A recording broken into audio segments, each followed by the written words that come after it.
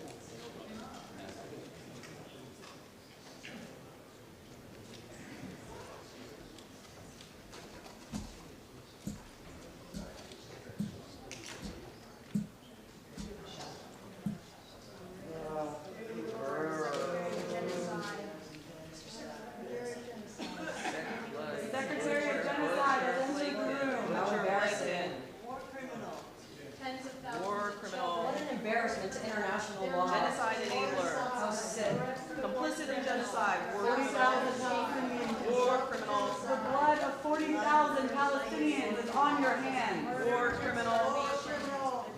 Enabling genocide in Gaza. The blood of 40,000 Palestinians is on your hands.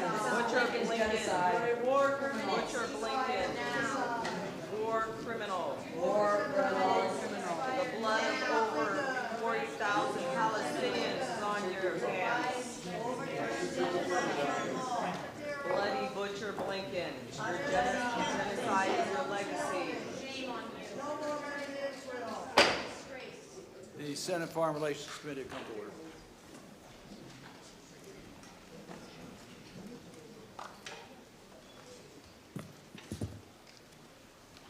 Secretary Blinken, welcome. We very much appreciate your being with us today and back in the committee room that you're very familiar with. And we thank you for your extraordinary effort on behalf of the United States. We know that you have been doing a lot of traveling, a lot of talking, promoting American diplomacy based on our values, and we thank you very much for all of your service. And we look forward to this hearing every year as we go over particularly the FY25 budget. I often speak about the importance of adhering to our values in our foreign policy. That's because I believe our values are at the core of American power and key to achieving our foreign policy goals. This country was founded on a unique basis, in the words of our Declaration of Independence, that all men are created equal, that they are endowed by their Creator with certain unalienable rights. And for 2.5 centuries, we have sought to live up to these ideals at home and abroad. I think there would be bipartisan agreement that we do not always succeed, but our aspirations matter. Knowing where our North Star is matters. I think we often find a common ground on how values and principles add strength to hard security decisions. But there are others that view the world strictly based on survival of the fittest worldview. They say rules are for suckers, and ask the question, what are we getting from this? Or worse, what do I get from this? This approach not only sees foreign policy as transactional, it also says nations only get what they want by military force or corrupt dealings. But to not adhere to American values and foreign policy decisions is making a major strategic mistake. To be true to our founding principles, we need to support those people trying to defend human rights, those rights endowed to us by our Creator. Sticking to our values leads to policies that encourage people to stand up to corruption, that champion the rule of law and fair play, that supports democracies, that save lives, policies that advance America's national security interests. These issues should inform the way the United States engages with the other countries of the world. That is why the Leahy Law advocated by our former colleague from Vermont are so important to security cooperation in our foreign policies. is why I'm proud that Congress has enacted and the executive branch has implemented the Global Magnitsky Human Rights Accountability Act, as well as the recent enactment of the Combating Global Corruption. The Department has at times opposed values-driven human rights proposals when they surface in Congress. We recognize there is a little competition between the executive branch and the legislative branch, but I think we all agree that we're stronger when we work together. And when we can coordinate our activities and work in unity, it's a lot better for our nation. And I think your training here as the staff director of this committee has served you very well, because I applaud your efforts to try to coordinate as strong as we can the actions of the legislative and executive branch in the best interest of our nation. Secretary Blinken, right now we face many serious world crises. Some of these conflicts are in the headlines: the war in Ukraine, the Hamas attack on Israel, the humanitarian situation in Gaza. Others get only passing mention, like Haiti or Venezuela, Burma, or Sudan.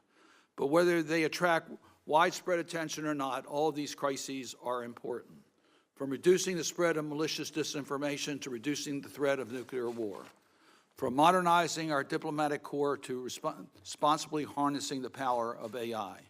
From fighting Putin in Ukraine to fighting the effects of climate change. The Department of State and the work of our diplomats do every day has never been more important. This committee understands the needs for a healthy and thriving American diplomatic presence around the world. I want to thank Senator Risch for working with me on this year's State Department authorization bill. This will be our fourth authorization bill in 4 years after a long hiatus. I was glad that we had an opportunity to discuss that during last week's hearing with Secretary Burma. We need to incentivize diversity initiatives and modernize the training and professional developments for our diplomats to deal with the 21st century challenges. This bill really underscores the importance we put on supporting the work of our State Department. Secretary Blinken, I want to thank you personally for all of you've done and the hard work you've done to promote the strength of our diplomacy in the State Department and its mission around the world. I know that you've traveled many miles and met with many world leaders, especially in the context of Putin's war in Ukraine and the wake of Hamas's attack in Israel. I'd like to hear you articulate how this administration plans to confront the challenges we face today. Because despite everything that's happening and the best efforts of our colleagues on the Appropriations Committee, our foreign aid budgets have been shrinking. What effect do you think this has had on your ability to advance American priorities, defend American interests, and project American values? What kind of trade-offs have you had to make as the State Department because of the shrinking budgets? That is the purpose of this hearing, to discuss the President's FY25 budget, and I look forward to that discussion. And with that, let me first recognize our very distinguished ranking member, Senator Risch. Well, Mr. Chairman, thank you very much for those remarks. Let me say that it appears we're at the start of a new era in global affairs, one marked by growing instability, increasing competition, and fraying economic relationships. This is a time for U.S. leadership and resolve. The President's annual budget, which is what we're talking about here today, shows his priorities, and there are a couple of areas in his budget request where we agree. But the request lacks seriousness, I believe, and shows an inability to make tough choices. First, the budget's biggest focus is on climate change. That focus doesn't help Ukraine or Israel or help our allies compete against China. In fact, by rejecting low-carbon energy options like natural gas and pushing a green-only approach, the administration is doing more to enable China than outcompete it. If the administration wants to outcompete China, then it should focus on China's growing advantages in ports, airports, digital technologies, and other critical sectors, rather than advancing ideological pet projects. Indeed, this proposed budget does contain a poison pill, which I suspect you probably already know, Secretary Blinken, in the form of a, quote, green climate fund, which proposes to transfer U.S. taxpayer money to China through the UN, about $1 billion of it. The budget's so-called outcompete China initiatives might enjoy my support if the department actually worked with this committee, but the request of the programs to be mandatory spending is inappropriate. Mandatory programs are not subject to congressional oversight, and that is why these requests have failed in the last 3 years. In fact, I would argue the department has perfected the art of hiding information from Congress, which you and I talked about yesterday to some degree. In Israel, Ukraine, Ukraine, and China, in Congo, it is impossible to get honest and clear information from the department. Instead, the president prioritizes funds for non-transparent initiatives like the Partnership for Global Infrastructure, which focuses on climate and gender infrastructure. And the department's funds are steered not by the department, but by the White House, which is accountable to no one. On Iran, the administration's policy is fatally flawed. Outreach and accommodation have failed, and the lack of any serious strategy has come home to roost. Iran has doubled down on its support for terrorists and flooded Russia with drones and missiles. The Red Sea remains contested and dangerous, and the U.S. Navy has spent $1 billion on missiles to defend vessels from Houthi attacks. Iran's unprecedented attack against Israel shows Iran doubts this administration's resolve to punish its behavior. I'm proud this committee passed the most significant Iran sanctions legislation we've seen in years. The Ended Act, the SHIP Act, Massa Act, and legislation targeting Iranian drones are all law. Is the administration actually going to enforce them? Recent history suggests it won't. Rather than imposing costs on Iran, the administration is imposing costs on Israel. You must stop blaming Israel and let Israel remove Hamas from Gaza. That is the only way to move forward. In Europe, instability is growing and your budget request is tone deaf. Congress has asked for a Ukraine strategy, which I suspect will never be delivered. If you were serious, funds for Ukraine would be in the base budget. Instead, urging to continue support through long-term policy with short-term emergency packages isn't appropriate. In Haiti, I remain concerned, what you and I talked about yesterday again. In Haiti, I remain concerned about the logistics, feasibility, and cost of the proposed multinational security support mission. Prior international interventions over a long period of time in Haiti have been dismal failures, leaving the Haitian people worse off than before. We can't use U.S. taxpayer dollars to support an open-ended, poorly conceived mission in a country plagued by extreme gang violence and political instability without some kind of assurances that things are going to be different this time. In Africa, we've had coups in 7 countries in the last 3 years. Our people continue to get kicked out of countries there. In the worst instance, we are witnessing a devastating conflict in Sudan. Humanitarian needs are overwhelming, and severe food and medicine shortages are causing near-famine conditions. Yet it took 10 months to appoint a special envoy. Even then, the appointment is for 180 days, and support for the office remains insufficient. And our partners have highlighted a lack of U.S. engagement and leadership at meetings on Sudan. Mr. Secretary, during our first conversation, after your confirmation, we discussed the need for a coordination and assistance framework to help the United States get ahead of the next pandemic. So I introduced legislation that you and the White House supported, for which I am appreciative. Despite that, this budget undermines effective coordination of U.S. global health security. I also did not and will never agree to negotiations at the World Health Assembly that would trade away U.S. intellectual property rights and give a deeply flawed World Health Organization enhanced authority and resources. These are challenging times for the United States and the world, but our policies across the board are not helping us. We need to do better. Thank you, Mr. Chairman. Thank you, Senator Risch. Appreciate your comments. Our witness today is Antony Blinken, the 71st U.S. Secretary of State. He was nominated by President Biden, confirmed by the United States Senate, and has been our Secretary of State since January 27, 2021. Over 3 decades and 3 presidential administrations, Mr. Blinken has helped shape U.S. foreign policy to ensure it protects U.S. interests and delivers results for the American people. He served as Deputy Secretary of State for President Obama from 2015 to 2017, and before that as President Obama's Principal Deputy National Security Advisor. In that role, Mr. Blinken chaired the Interagency Deputies Committee, the main forum for hammering out the administration's foreign policy. During the first term of the Obama administration, Mr. Blinken was National Security Advisor to then Vice President Joe Biden. But perhaps the most impressive part of his background, by far, is the fact that he served 6-year stint as the Democratic Staff Director to the United States Senate Foreign Relations Committee. Then Senator Biden was chair of that committee from 2001 to 2003, and again from 2007 to 2009. 2007 was my first year in the United States Senate, and I was appointed to this committee, in which then Staff Director Blinken was extremely helpful to this freshman member of the United States Senate, and I'm forever grateful for his help during those transition years. Secretary Blinken, your entire statement will be made part of our record without objection. You may proceed as you wish, and we look forward to a robust discussion.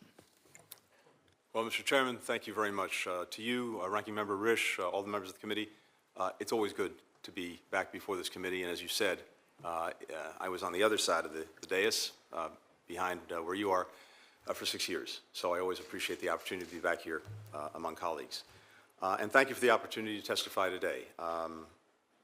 More importantly, thank you for the partnership that I think we've been able to manifest together to advance American leadership in the world that is so essential for delivering on the priorities that matter to the people we represent. The need for U.S. global leadership and for cooperation with allies and partners has never been greater. The People's Republic of China is pursuing military... was 6 years old when Israelis killed her. His Rafah was 6 years old. Blinken, you will be remembered as the butcher of Gaza. You will be remembered for murdering innocent Palestinians.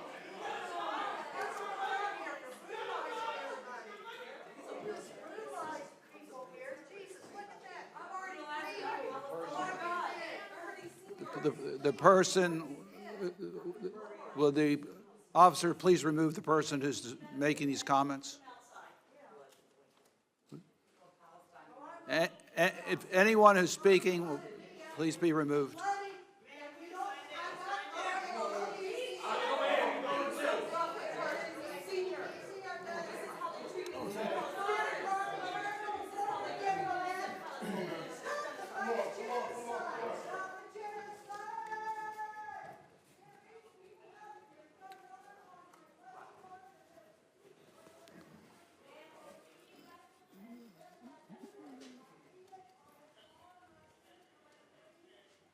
Mr. Secretary, you may proceed. Thank you, Mr. Chairman. As I was saying, the People's Republic of China... He is a war criminal. He is a war criminal. The blood of 40,000 people is on his hands. The blood of 40,000 Palestinians is on his hands. He is a war criminal. He is a war criminal. Blinken is a war criminal. The blood of 40,000 people is on his hands. The blood of 40,000 people.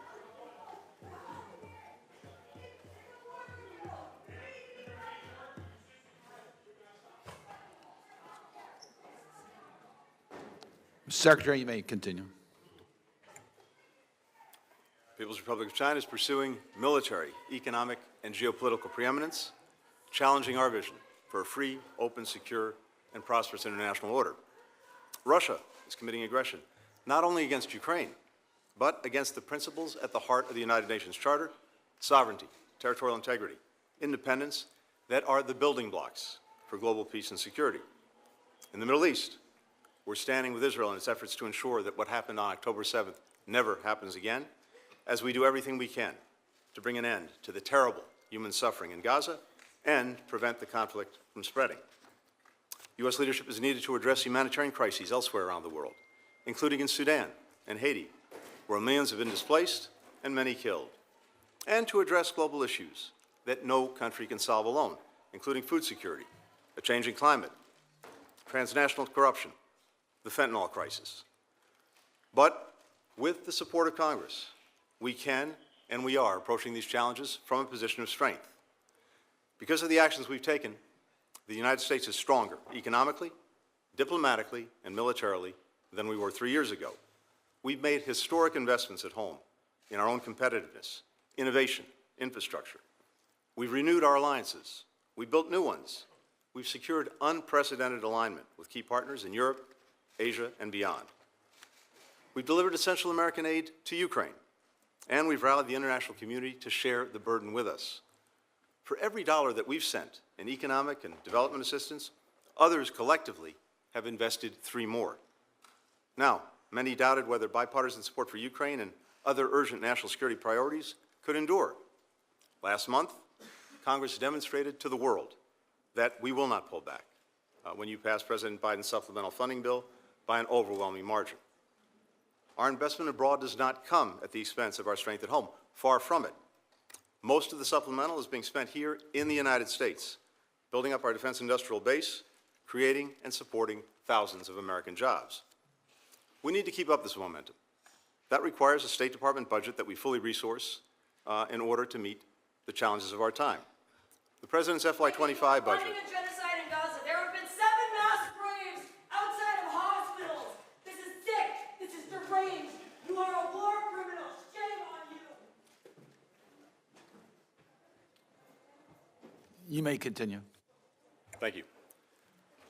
The President's FY25 budget, requesting $58.8 billion for the State Department and USAID, does this in 2 key ways. First, it funds the essential missions of our department and USAID. The budget will ensure that the United States continues to be the partner of choice that countries turn to when they need to solve big problems.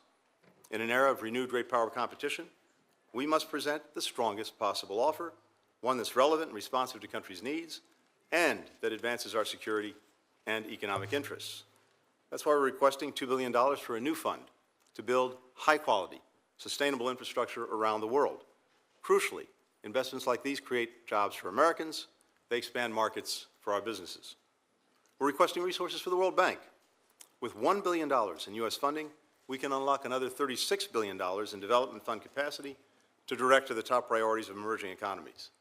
That is an enormous return on our investment and essential for competing with China around the world. The budget also includes $1.7 billion for international organizations, including the United Nations, APEC, the Inter-American Development Bank, to help shape them in ways that reflect our interests and our values. We're asking for $500 million to give more people around the world access to secure internet and digital technologies. Doing so will support our economy through the export of our technology products, and it will help ensure that we and our fellow democracies remain the leaders and standard setters in key technologies like artificial intelligence. Our budget also includes funding to address global issues that affect the lives, the livelihoods of the American people, as well as people around the world, especially the synthetic drug crisis. It also funds our response to irregular migration, global food insecurity, public health, climate, and energy security. We're also asking Congress to fully fund the State Department's educational and cultural exchanges. These are one of the best, most cost-effective tools we have for advancing our values and our interests around the world. They support students, researchers, young professionals from our communities who study and work abroad. To outcompete our strategic rivals, we also need to invest in the foundations of our strength abroad, our diplomatic corps, and that's the second pillar of our budget. Our budget makes a strong investment in expanding our overseas presence, opening posts in the Pacific Islands, the Eastern Caribbean. It will also continue our modernization of our diplomacy. We're organizing the department in new ways to meet these new challenges, working to attract and retain the best talent needed to take them on, investing in our people in Washington and in our posts overseas, with training, with technology, promoting more agility, more innovation, more efficiency in our processes. Last year's enacted budget level represented a 5% cut from the year before. That challenges our efforts to deliver results that Congress and the American people want to see. So I urge you to support this budget, which helps us address the most pressing foreign policy priorities in the coming year and lays the foundation for strong leadership in the years ahead. In conclusion, I'd like to thank this committee for your recent confirmations of ambassadors and other senior officials. Any undue delays in such confirmations undermine our national security and weaken our ability to deliver for the American people. I'm grateful for the partnership of this committee and for your time. Look forward to answering any questions. Thank you, Mr. Chairman. Ranking member. Thank you, Mr. Secretary. I regret the interruptions during your testimony. I believe it was the New York Times editorial page pointed out it takes as much courage to listen as to speak out. And I think you're going to hear during the course of our discussion here today that we will have different views. And I think it's critically important that we all have an opportunity to hear those views. And I regret the disruptions that took place. We will not tolerate disruption in this committee, as I've made it very clear. We will now have a round of, we're doing 7 minutes? 7 minutes on questioning to our members. I would ask that they respect the 7 minutes that every member can get a chance to question before we run out of opportunity and time. Let me start with the budget restrictions that you have. Senator Coons was just here. I know he'll be back. He does his best to get you the most robust budget we can. We all believe that the funds that we make available for diplomacy are great investments. Our soft power is critically important, the USAID, and the list goes on and on and on. But you got to make tough decisions. So I appreciate your help in the fact that we were able to enact the Combating Global Corruption Act that you helped make sure we got to the finish line. It does put additional responsibilities on your missions around the world to have the capacity to identify areas of corruption that need attention. Tell me how this budget will be adequate to implement that policy and how you intend to implement that policy. Thank you very much, Mr. Chairman. We're determined to implement it and to support it with the necessary resources. We see, I think this committee sees, corruption as being one of the most poisonous things that undermines democracies or countries that are attempting to become democracies around the world. It saps people's faith in their governments, in their institutions. It takes resources away from the actual development of the country to line the pockets of people who are engaged in corruption. And around the world, we've seen time and again that as people come out to protest, often the instigating factor is a revulsion at corruption. So our ability to be able, with other countries, to help identify it, to root it out, but also to help countries develop the institutions and the processes necessary to guard against corruption in their institutions, in their governance, we think is a critical aspect of defending and promoting and strengthening democracy. So we're determined to implement what's been given to us through the authorities in the Act. I think the budget reflects the dedication of resources to do that. But of course, everything we're doing, given the budget environment we're in, comes with trade-offs and decisions that we have to make to balance the responsibilities we have, the needs we have, with the resources that are made available. I don't want to see it come at the expense of the effort to engage in this vital work. So let me talk about one of your requests for funds for Haiti, 800 miles away, an area that is certainly not stable today. We have the President of Kenya, President Ruto, who's here this week, so it's an appropriate week for us to get more information about it. You have requested funds for the U.S. to support that mission. Tell us how important those funds are and what is the expectations. There's been concerns raised as to whether this is an investment that can lead to a positive result. Please help us understand that. Haiti has been teetering on the precipice of all-out crisis and becoming an all-out failed state. Is your mic on? Oh, I'm sorry. Yeah. Thank you. Haiti's on the precipice of becoming an all-out failed state. Now, and I take very seriously what the ranking member said. We've discussed this on a number of occasions. There have been, in years past, numerous interventions in Haiti. Some have had some near-term effect in stabilizing things, but it's certainly true that we haven't seen a long-term stabilizing effect that's allowed the country to genuinely move forward. So I understand some of the skepticism that exists about another mission in Haiti. But I think what we have going for us is this. First, a general revulsion of the people at the direction that the country has taken, including gangs that are dominating Port-au-Prince and trying to undermine governance, a democratic trajectory that's been disrupted by failing to have a government that actually has a clear mandate, and all of that has also had the effect of interrupting development assistance, other forms of assistance that people so desperately need. There's an opportunity now to do a few things. First, we have managed to move to a better trajectory politically to get back to a clearly mandated democratic government. We have a transitional presidential council that's been established. All of its members are in Haiti working. They have a mandate now to name an interim prime minister, an interim president, an electoral council, and a national security council, all of which will be in place to try to establish a clear pathway to elections, to get Haiti back on its feet democratically.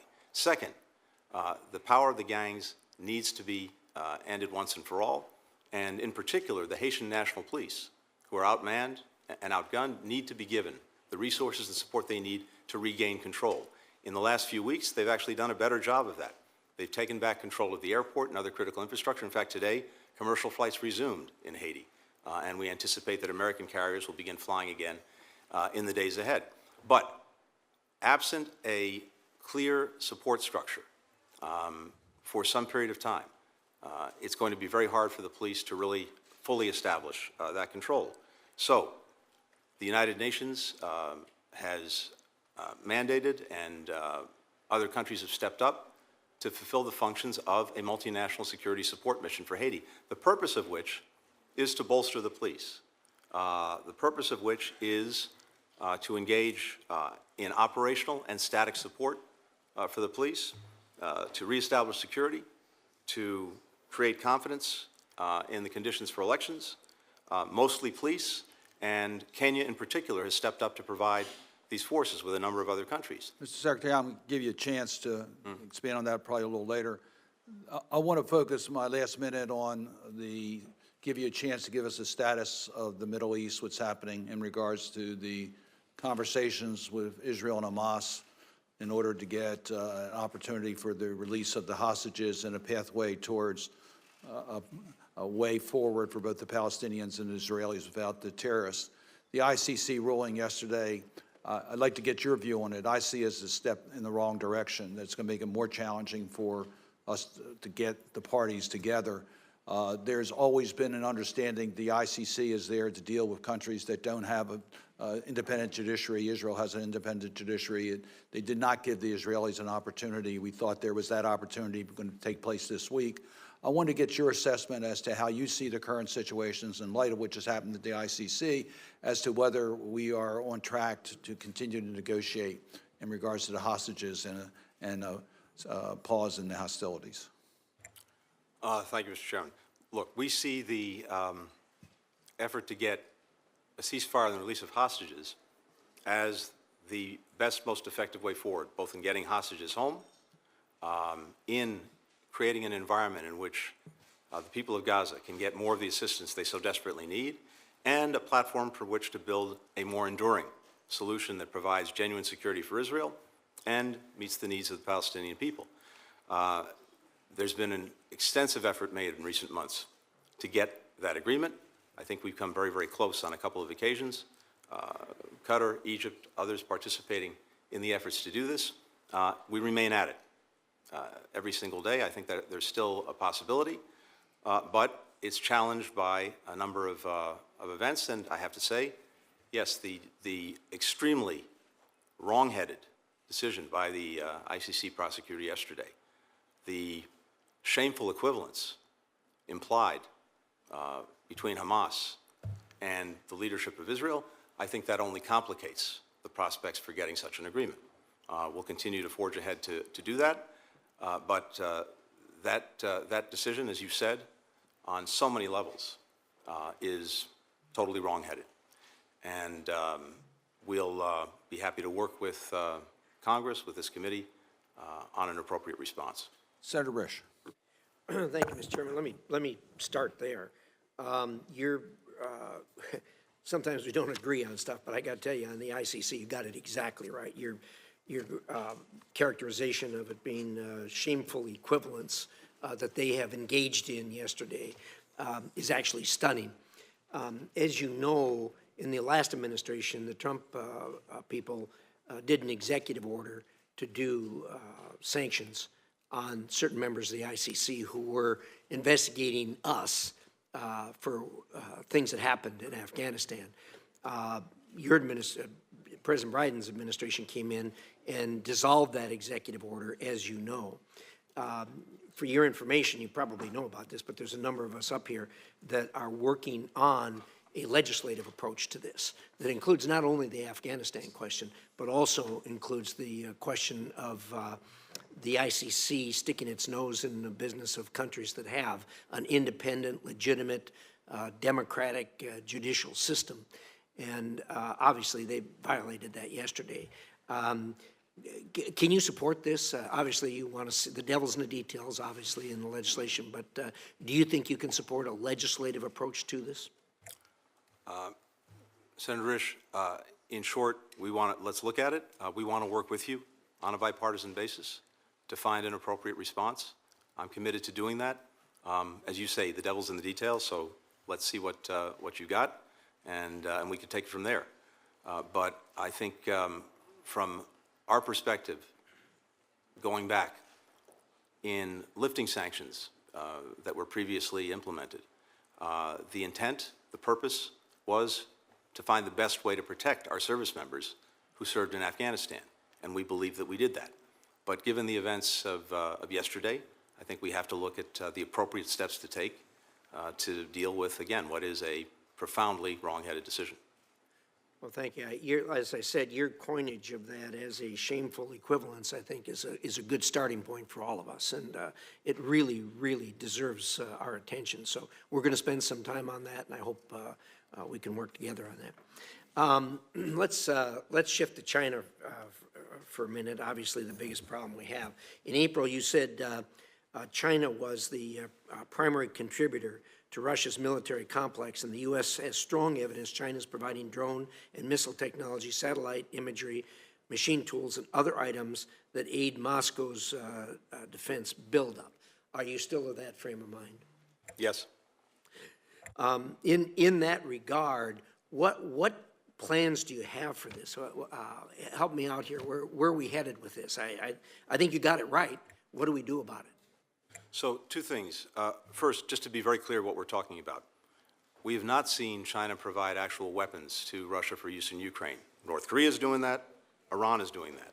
China is not. What we are seeing is China provide overwhelming support to Russia's defense industrial base. 70% of the machine tools that Russia's importing are coming from China. 90% of the microelectronics that Russia's importing coming from China. And a lot of that goes to building up the defense industrial base. And we've seen as a result, Russia churning out tanks, artillery, ammunition at a record pace. So, two things. We have, first of all, identified this and called this out directly with China when I was there a few weeks ago with President Xi as well as with the Foreign Minister, Wang Yi. We've called it out publicly. We brought the information to allies and partners. And it's very clear that particularly for the Europeans, who see in Russia's aggression against Ukraine a larger threat to their own security, because if it doesn't stop at Ukraine, it is very much likely to continue elsewhere in Europe. You can't have China, on the one hand, professing to seek better relations with countries in Europe, while on the other hand, fueling the greatest security threat to Europe since the end of the Cold War. And in my conversations with European leaders, as we shared this information with them, it's clear that that's exactly the way they see it, and I am confident they're engaging China on that basis. What we've done and what we need to continue to do.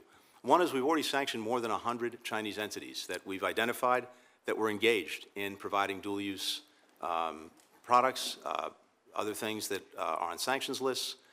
We will continue to do that.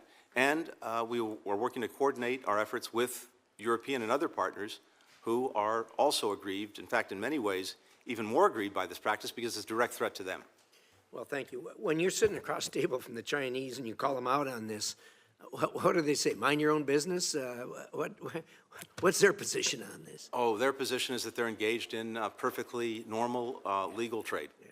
Well, and that brings me to something else that we know that they're lusting over in a perfectly legal manner, and that is they want to be involved in the peace process for Ukraine, and we all know why.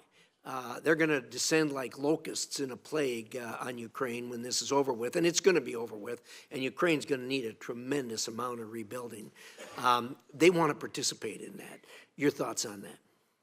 Well, if that's their intent, I don't think they're doing themselves any favor by helping to feed the Russian war machine. And I don't think that will be looked kindly upon by Ukrainians when the day comes when there is peace and a strong sovereign Ukraine is fully engaged in rebuilding from what Russia's done to it. Have the Europeans expressed to you, as they have to a number of us, their concerns about a Chinese involvement in rebuilding Ukraine?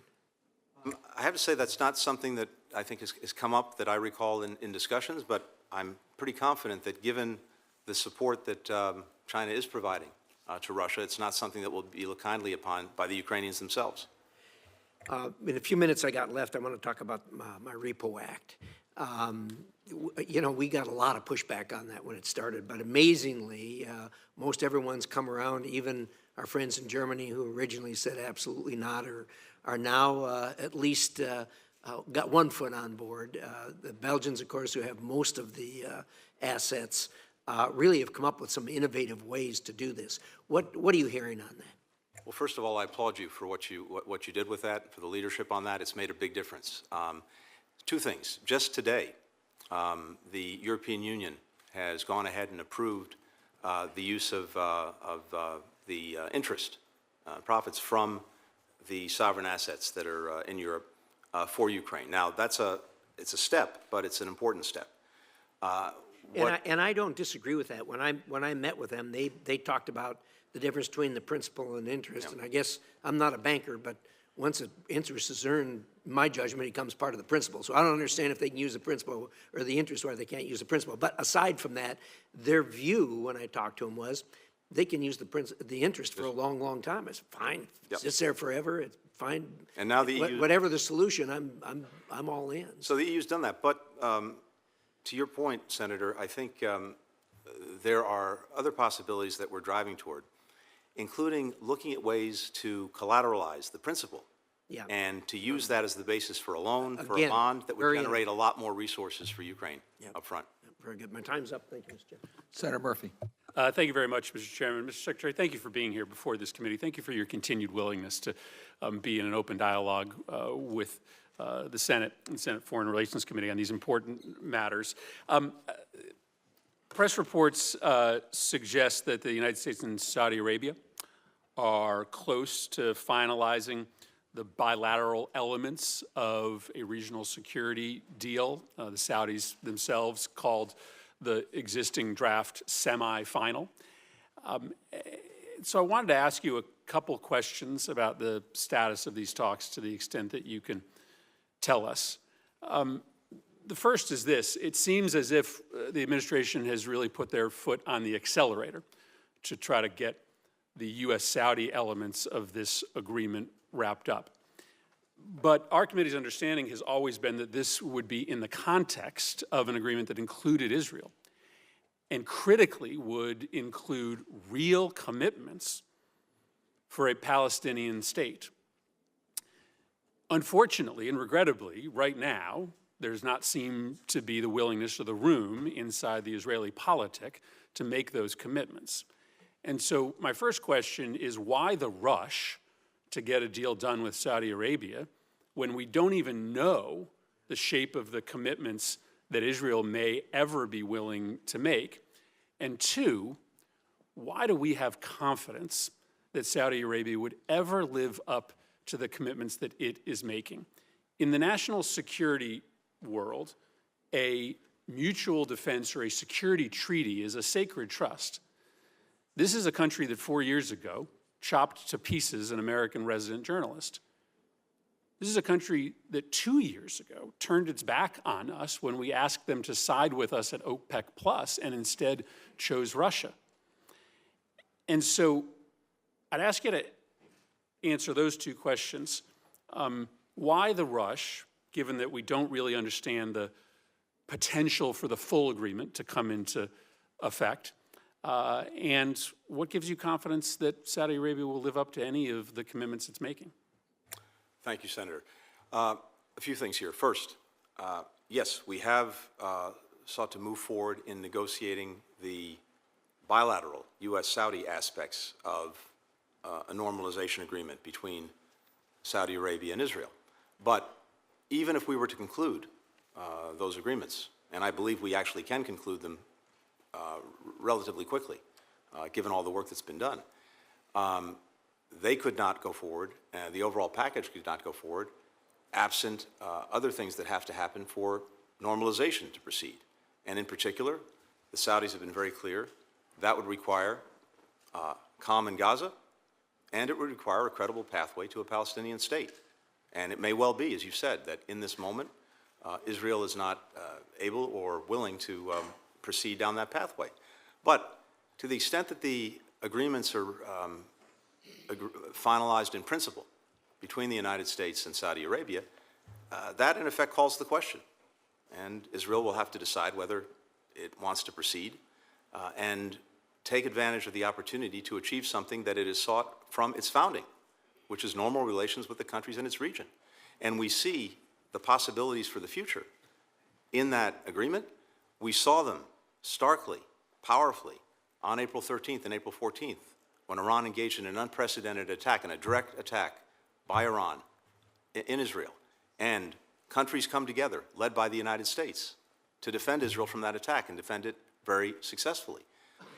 There's an opportunity for Israel to become integrated in the region, to get the security, fundamental security it needs and wants, to have the relationships that it sought going back to its founding. But in order for that to actually go forward, there has to be an end to Gaza. There has to be a credible pathway to a Palestinian state. So I think one advantage of completing the work, at least in principle, with the Saudis, is that the question then becomes one that's no longer theoretical or hypothetical, but one that needs to be answered. And we'll see what the answer is. Look, these agreements, like any agreements, whether it's with Saudi Arabia or anyone else, you count on the other party to live up to the agreement, and if they don't, there are consequences, including the agreements being, in effect, abrogated. So I think it's profoundly in Saudi Arabia's interests to fulfill the commitments that they would make in the context of these agreements. And by the way, none of this will go forward before Congress has its say. Let me just express worry at the phrase credible pathway to a Palestinian state, right? A credible pathway to a Palestinian state is very different than a Palestinian state. We have had numerous credible pathways to Palestinian states that neither side has made real upon. This is a unique and perhaps final opportunity to actually cement a Palestinian state, which many of us believe is the necessary predicate to peace in the region and the long-term survival of a Jewish state in the Middle East.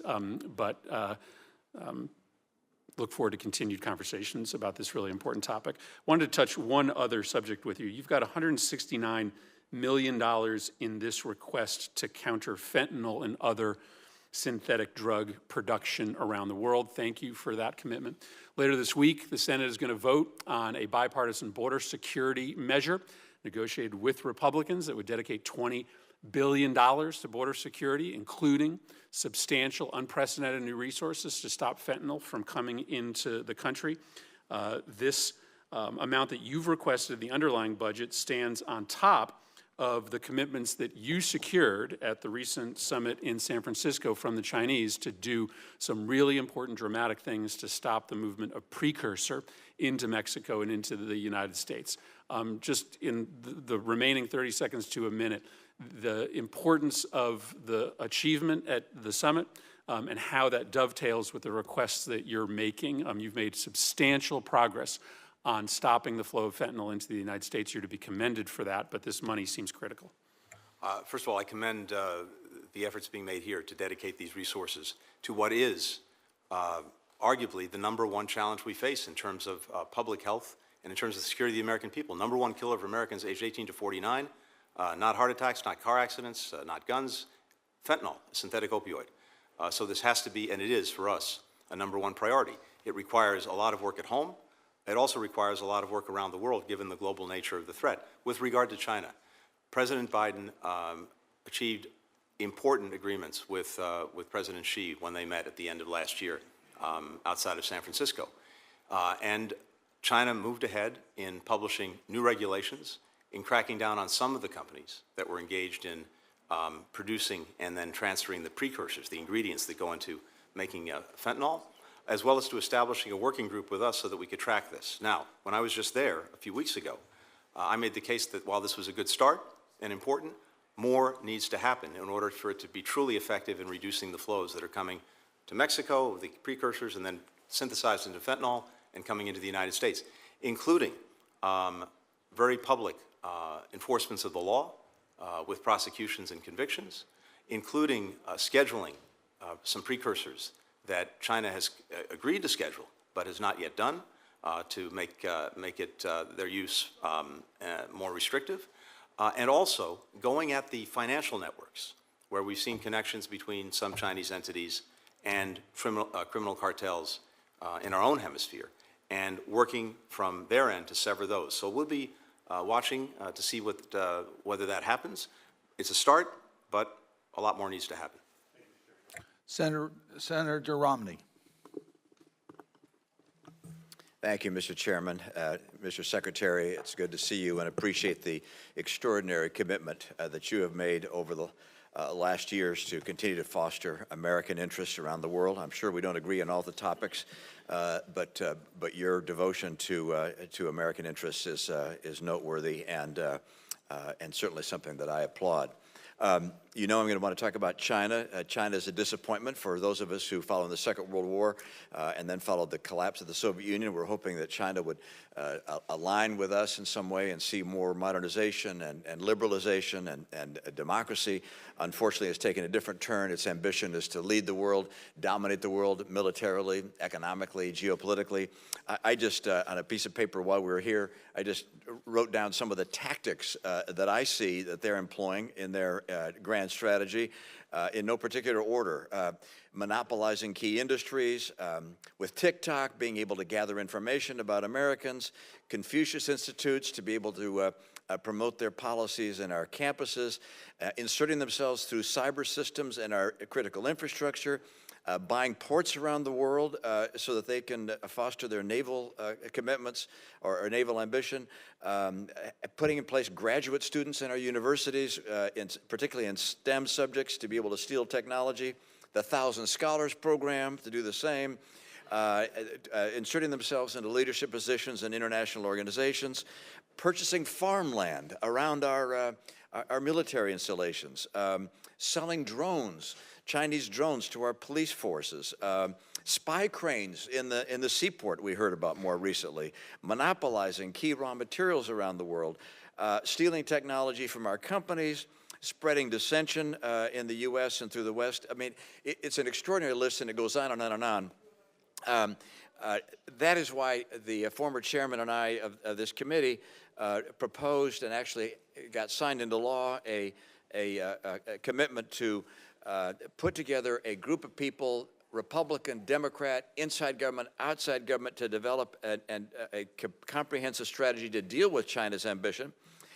Part of this legislation said that by last July, the administration would be required to submit to Congress in a classified form and with an unclassified summary the results of this strategic development. Now, I've been offered the chance to review in camera what has been prepared. I've tried to schedule that, and that has not been responded to by the department. But does the State Department intend to submit to the law as signed by the President to actually put in place and to submit to Congress the strategy in a classified form? Senator, first of all, I agree wholeheartedly with the short litany of items that you listed in terms of what China is doing to try to pursue its military, economic, diplomatic preeminence or dominance in the world. And across the board, we have worked in new and effective ways to deal with that, to push back against that. And I just say very quickly before coming to your question, two fundamental things have changed in our approach to China that allows us to approach it from a position of strength. One, what's happened here at home, the investments that we've made in ourselves with the leadership of Congress, particularly when it comes to infrastructure, when it comes to the CHIPS and Science Act, when it comes to the Inflation Reduction Act. In each of these ways, we put ourselves in a position to make sure that we are leading when it comes to the industries of the future. And what I see around the world is people taking note of those investments and wanting to partner with us. Second, we have aligned in ways that we have not before with key partners in Europe, in Asia, and beyond in the approach to China. And you see that now in convergence of the approach, the tools that we're using, both individually and collectively, whether it's investment screening mechanisms, whether it's controls on outbound investment to make sure that it's not going to help industries in China that could come back and hurt us, export controls that we're doing in a much more coordinated way, working across the board to deal with some of the economic non-market practices that China engages in that unfairly penalize not only our workers and companies, but workers and companies around the world. I can go on down the list, but we see that convergence in very powerful ways. Now, on the strategy and advisory board, first, we applaud everything that you've done and your leadership on this for many years. We announced the public strategy back in the spring of 22, and you were very gracious in actually being there when I put that out. Yes, the NSC, I know, and this is what the White House has made available, the classified strategy for in-camera review. I'm going to make sure if there's some problem in scheduling that happens. And I'll also go back to them about what more we can do. I know we've provided classified briefings to members and to staff on the approach that's in the strategy. But let me come back to you on making sure that you can see and other members can see the full strategy in the classified setting. Well, the law that was passed called not just for a classified setting, which is certainly appropriate, but also to submit to Congress in a public setting what the summary of those strategic moves would be. And as I went through that long list of Chinese steps, those are the kinds of things I'm looking for. To say, look, our strategy is invest and align and compete sounds great. That may be an objective, but the tactical steps of what we're going to do country by country, industry by industry, port by port, spyware by spyware, et cetera, that's the kind of detail that really creates a comprehensive strategy that can be effective. And I guess I'm concerned that as we go potentially from one administration to the next, whether that's in 1 year or in 5 years, that we have a strategy that lasts. Following the Second World War, George Kennan and others came together to develop a strategy that was very successful in confronting the Soviet Union. We're looking to do the same thing here, but we haven't seen anything of that nature yet. And in the law required that be submitted to Congress in a public setting, but also in a classified setting. And I would ask that you honor that commitment made in law and provide that information both to Congress and to those of us that would want to attend a classified setting. Thank you, and I'll come back to you on that. Thank you. Senator Merkley. Well, thank you, Mr. Chairman, and thank you, Mr. Secretary. I applaud your and the President's efforts to condemn Hamas's invasion on October 7th, to secure a ceasefire, and to secure the release of hostages. President Biden has also recognized, however, that the campaign carried out by the Netanyahu government in Gaza has included what the President's called indiscriminate bombing, resulted in a massive number of civilian casualties. The NSM 20 report concluded, and I quote, "Given Israel's significant reliance on U.S.-made defense articles, it's reasonable to assess that Israel has used U.S.-provided weapons in instances inconsistent with international humanitarian law." Given this assessment, why did the State Department conclude that Israel's assurances that it was not using weapons in a manner inconsistent with international law are in fact credible and reliable? Thank you, Senator. We've said two things from day one since October 7th. One, that Israel not only has the right, it has the obligation to defend itself and to try to make sure that October 7th never happens again. The United States is committed to doing everything we can to support it in those efforts.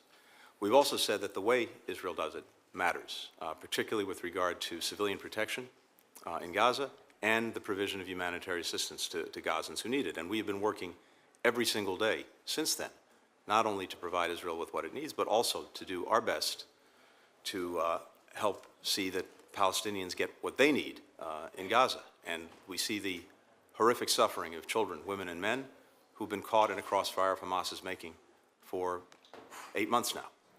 And we are working every day to try to alleviate that. When it comes to the NSM and the use of our weapons, here's what the report said. It said exactly as you quoted. Given the totality of the damage that's been done, and given the fact that we are a major provider of weapons to Israel, it is reasonable to assess that in some instances, Israel has acted in ways that are not consistent with international humanitarian law. And indeed, we are investigating a number of instances, some of which are alluded to in the report, others that are not, to make those determinations. Israel itself is investigating hundreds of incidents to make its own determinations. And indeed, there are criminal investigations underway in Israel in this area. It's very difficult to make final determinations in the midst of a war when we do not have access on the ground, and when you have a almost totally unique battlefield where an enemy, a terrorist organization, Hamas, is hiding behind and underneath civilians in apartment buildings, in mosques, in schools, and firing at the Israeli forces. So we're determined to make every appropriate determination. We're determined that there be no double standard. We have processes at the State Department, including our conventional arms transfer policy, including our thank you for your process that we're explanation. engaged in. I know that it's so complicated that you could go on for a while, but I think you've pointed out the challenge and the fact that assessments are ongoing. I do feel it's important that we approach these questions in NSM 20 with as much integrity as possible. On May 7th, President Biden announced his decision to pause the shipment of the 502,000 bombs. And the following day, he drew a red line stating that, quote, if Israel goes into Rafah, I'm not supplying the weapons that have been used historically to deal with Rafah, to deal with the cities. And you, Mr. Secretary, reinforced this point when you said, if Israel launches a major military operation into Rafah, then there are systems we're not going to be supporting and supplying for that operation. We are already seeing significant action in Rafah. About 1 million people have fled the city. Is the President going to stand by his red line? First, the President stands behind the proposition that we will always make sure that Israel has what it needs to defend itself. No one has done more, not only throughout his career, but over the last 8 or so months to make sure that that's the case, and that will continue. At the same time, when it comes to Rafah, we've been very clear in many conversations with Israeli leadership over the past months about our deep concerns about a major military operation in Rafah and the impact that that would have on civilians in Gaza. We insisted that if anything is to go forward, we see a clear, credible plan to get civilians out of harm's way, but not only to get them out of harm's way, to make sure that they're provided for when they're out of harm's way. Now, you mentioned we've seen a very large exodus of people from Rafah, but they are now in places where they don't have the support that they need and that we believe is critical to provide. We also remain very concerned about any major military operation and the impact it would have on the remaining population, given the dense urban environment in Rafah and what we've seen in other places. And so the President's been clear about this with Israel, in public as well as in conversations with others, about the fact that we will not support a major military operation. Thank you, and that's helpful to understand. I wanted to turn to the issue of providing aid in the situation of the challenge of food and water and medical supplies and so forth. The NSM 20 report noted that action and inaction by Israel contributed significantly to a lack of sustained and predictable delivery of needed assistance at scale, and that the level reaching Palestinian civilians remains insufficient. Insufficient is a very polite way, given that we now have what Cindy McCain has described as full-blown famine in the north, and we're all very aware of the highly stressed conditions in the south as well. As a result of the restrictions that Israel has had in place, we have been urging them, you all have been urging them, and I applaud that, to open more gates, to have a more systematic inspection process so far more trucks per day can get in, to make sure that once the trucks are through the gate that they can actually get to the warehouses without being attacked or so forth. You've also supported air deliveries by ourselves and by other nations. You've also built a dock. All these things are in response to the restriction of aid.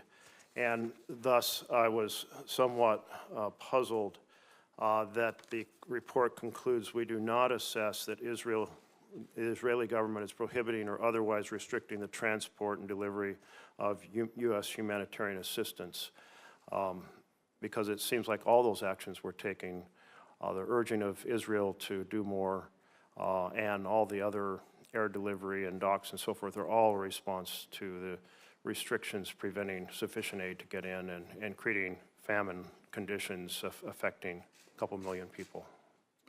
If you could respond briefly. Yes. First, Senator, there is no doubt that the people of Gaza, children, women, men, are experiencing an acute humanitarian crisis. And food, water, medicine, shelter, all of these things are in severe short supply.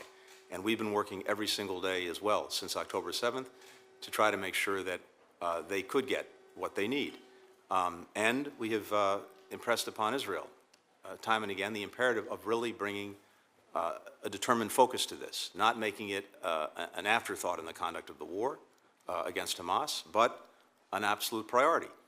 They've taken steps over these many months to open access points going back to October to have aid go in, but it has not been sufficient by far to meet the need. We saw much more significant progress over the last month or 6 weeks, particularly in the wake of a phone call between President Biden and Prime Minister Netanyahu in early April, where we saw more access points opening. We saw a land route from Jordan being activated. We saw openings in the north, which was critical because aid to North Gaza was particularly deficient. That's improved. But now we've seen, unfortunately, the reverse.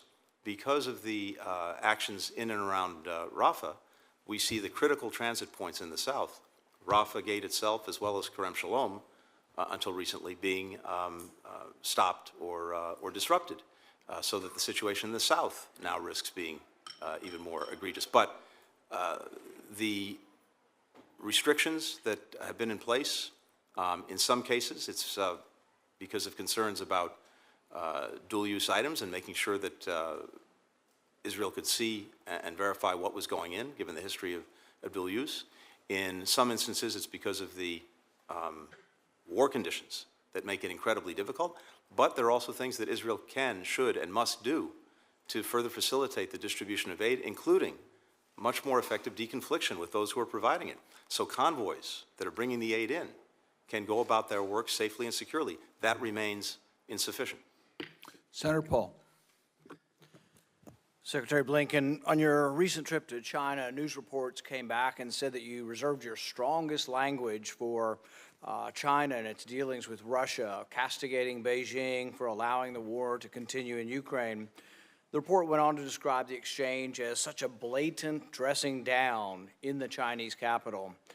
Do you think publicly scolding China will make it more or less likely that they continue selling dual-use parts to Russia? Senator, we've tried it both ways. We've had these conversations with China from some time in private, hoping to see a change. We haven't seen that, and it's important. I would argue that we've only tried it one way. We've got the stick, and almost the majority of people who work for you, everybody wants to use the stick. Nobody's really considering that there is a carrot. So really, for the last, let's say, 5 years or more, your administration, the previous administration, not a lot different, really, that you put impediments to trade, you add sanctions, and then you scold them. And I mean, there is a school of philosophy or school of diplomacy that believes that public scolding, particularly in another country, can have the opposite effects, that actually you've either completely given up on this, nothing's working, so why don't we just read them the riot act? And that's kind of what it looked like. Yellen was also there recently, and she's described and told the Chinese government how it should run its economy, what sectors of its economy that they should or should not subsidize, and told them as well who they can conduct business with. And then she threatened to impose sanctions, you know, more or less likely to actually get them to do. I mean, I think it's a misunderstanding of diplomacy in general to think that you going and scolding the Chinese, Yellen going and scolding the Chinese, that somehow they're going to like go, oh my goodness, we've been wrong all along, and because they've yelled at us and treated us like school children, we're now going to change.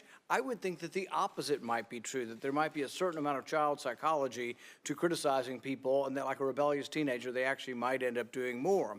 In addition to the threat of sanctions, in addition to the scolding, we now have the administration talking about more tariffs.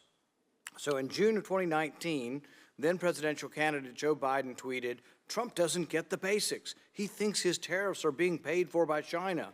Any freshman econ student would tell you that the American people are paying his tariffs." Remarkably accurate and true at that time, but now he's become jumping on the Trump train. But the thing about tariffs, regardless of who pays them, American consumers will pay for these. Tariffs are not good for the economic well-being of all Americans in general. But the question would become, when you add tariffs, so you're going to threaten sanctions, you're going to scold them, now you're going to add tariffs. More or less likely that they'll do what you want? I think less likely. Everything we're doing, everything the previous administration did, as well as this administration, is heading towards less tradement, disengagement from China. Part of diplomacy might be offering, well, I tell you what if you quit selling the dual-use parts to Russia? Maybe we could consider removing some sanctions on trade and actually trade more with you. So the threat of sanctions, the threat of tariffs, actually have some effects if you're willing to remove them. The history of sanctions is more, and then you're not doing enough, and people on the right here will say you got to do even more, we're going to pass legislative sanctions. Nobody talks about removing them, but that's the only way you'd get behavior to change. And so I really think that it's a fundamental misunderstanding sort of what's going on. The final point I would like to make, and I'll let you respond to this, is the Ukrainians still claim that victory includes the reclamation of all of its territory. Many NATO allies are beginning to question this. Czech President Peter Pavel, who once served as the chairman of NATO's military committee, recently stated that he believes it's naive to think that Ukraine will be able to regain the occupied territories from Russia. The commander-in-general of the Ukrainian army, until he was fired by Zelensky, had the same sort of comments. I think that it's not an unreasonable thing to believe that this war may well end in stalemate with people in place. Some say similar to the way Korea was. Nobody likes it, nobody wanted it, nobody agrees the Russians should be there, but they're there and they have a bigger army and more might than their neighbor. So if President Pavel is correct in his assessment that Ukraine's war aims are naive, one of the few negotiating items Ukraine possesses is a promise to remain a neutral country, not aligned militarily, yet you have repeatedly ruled out Ukraine remaining outside of NATO. If you take this off the table, you're taking off one of the things that actually is a negotiating item. My question to you is, are there any circumstances under which neutrality of Ukraine would be a negotiating item? Thank you, Senator. Let me try to respond to both questions. First, if you want to look at hectoring or haranguing, I would invite you to look at the website of the Chinese Foreign Ministry on a daily basis in terms of what they say about us. Second, I'm not going to apologize to anyone for standing up for American workers and American companies, because here's what we're dealing with. And by the way, of course, you're right, we always try. And as a diplomat, I always try to engage our partners or adversaries diplomatically, quietly, to see if we can get the result. If we don't, then we have to use every means at our disposal, including calling them out. Let me, if I may, please address the question. So on this, what we've seen and what we're seeing now, and this goes to the tariff question, is China very deliberately using overcapacity in critical sectors to export its way out of its current economic troubles, and to do that in a way that undercuts and indeed could gut our All own of that workers is and true, industries. but my question to you is there an offer ever that you would undo things Of in course. exchange for behavior? Of course, and that goes. So you want to of course. argue tariffs are good and sanctions are good. Yeah. The offer would have to be to say to the government, quietly or otherwise, that we would be willing to go in the opposite direction. Of course. There's no public, I hear no public discussion, not from Congress and not from anyone in the administration. Senator, we would undo this if this. Senator, on their own terms, it's clear that if the conduct that we object to and that risks terrible damage to our workers, to our communities, to our companies, if they change that conduct, of course. Did you no more specifically tariffs. discuss not having tariffs or undoing sanctions in exchange for the Chinese to quit selling dual-use parts to Russia? In the context, sure, if their companies don't engage in that practice, we're not going to sanction them. I didn't hear any public statements of that. Did you make private statements to President Xi that you would undo trade sanctions and not put on tariffs in exchange for better behavior towards Russia? By definition, if they don't engage in the conduct that we object to, then we're not going to be using those tariffs or using those sanctions. But this sounds like me unfortunately, drawing this out of you. It doesn't sound to me like this is the kind of diplomacy that's occurring. If you want it to occur, you have to have a little different conception of you've got the stick. The whole problem with diplomacy in this country, not just your administration, but the previous, is all you see is the stick, all you see is more sanctions. And if I ask you to tell me what has China done to change its behavior based on your sanctions, to change their behavior for the better, I would say you can't come up with anything China's doing. Everything seems to be the wrong direction. That's your interpretation. Everything's the wrong direction. No, we've actually so the seen- sanctions really are not having a value unless you want to negotiate removing sanctions to get better behavior. Senator Van Hollen. Thank you, Mr. Chairman. Welcome, Mr. Secretary. And I want to start by applauding you and the President for your overall approach to foreign policy and national security. You've helped strengthen our alliances, stood up to Putin's aggression, and confronted the challenges posed by China. And the President was right, absolutely right, to travel to Israel in the immediate aftermath of the horrific Hamas terror attacks of October 7th to express our solidarity in word and in deed. But like you, I've been very concerned with the way the Netanyahu government has conducted the war in Gaza. We understand the despicable tactics of Hamas, but we also understand that there's a responsibility to make sure that a just war is fought justly. And I've been especially concerned about the restrictions placed on the delivery of humanitarian assistance to 2 million Palestinians who have nothing to do with Hamas. It only leads to unnecessary human suffering, and as you and Secretary Austin have pointed out, it also undermines our overall strategic objectives and those of Israel. And it also means that on top of everything else, Americans have spent over $300 million to build a temporary pier in Gaza to try to prevent more people from starving. That's the right thing to do, but we had to do it because we couldn't get the Netanyahu government to get more food and other aid through the many land crossings and get it delivered to people safely without over 200 aid workers getting killed, including those killed in the attack on the World Central Kitchen.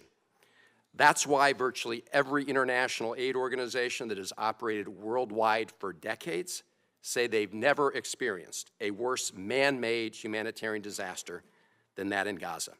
That's why the President said at one point, no excuses.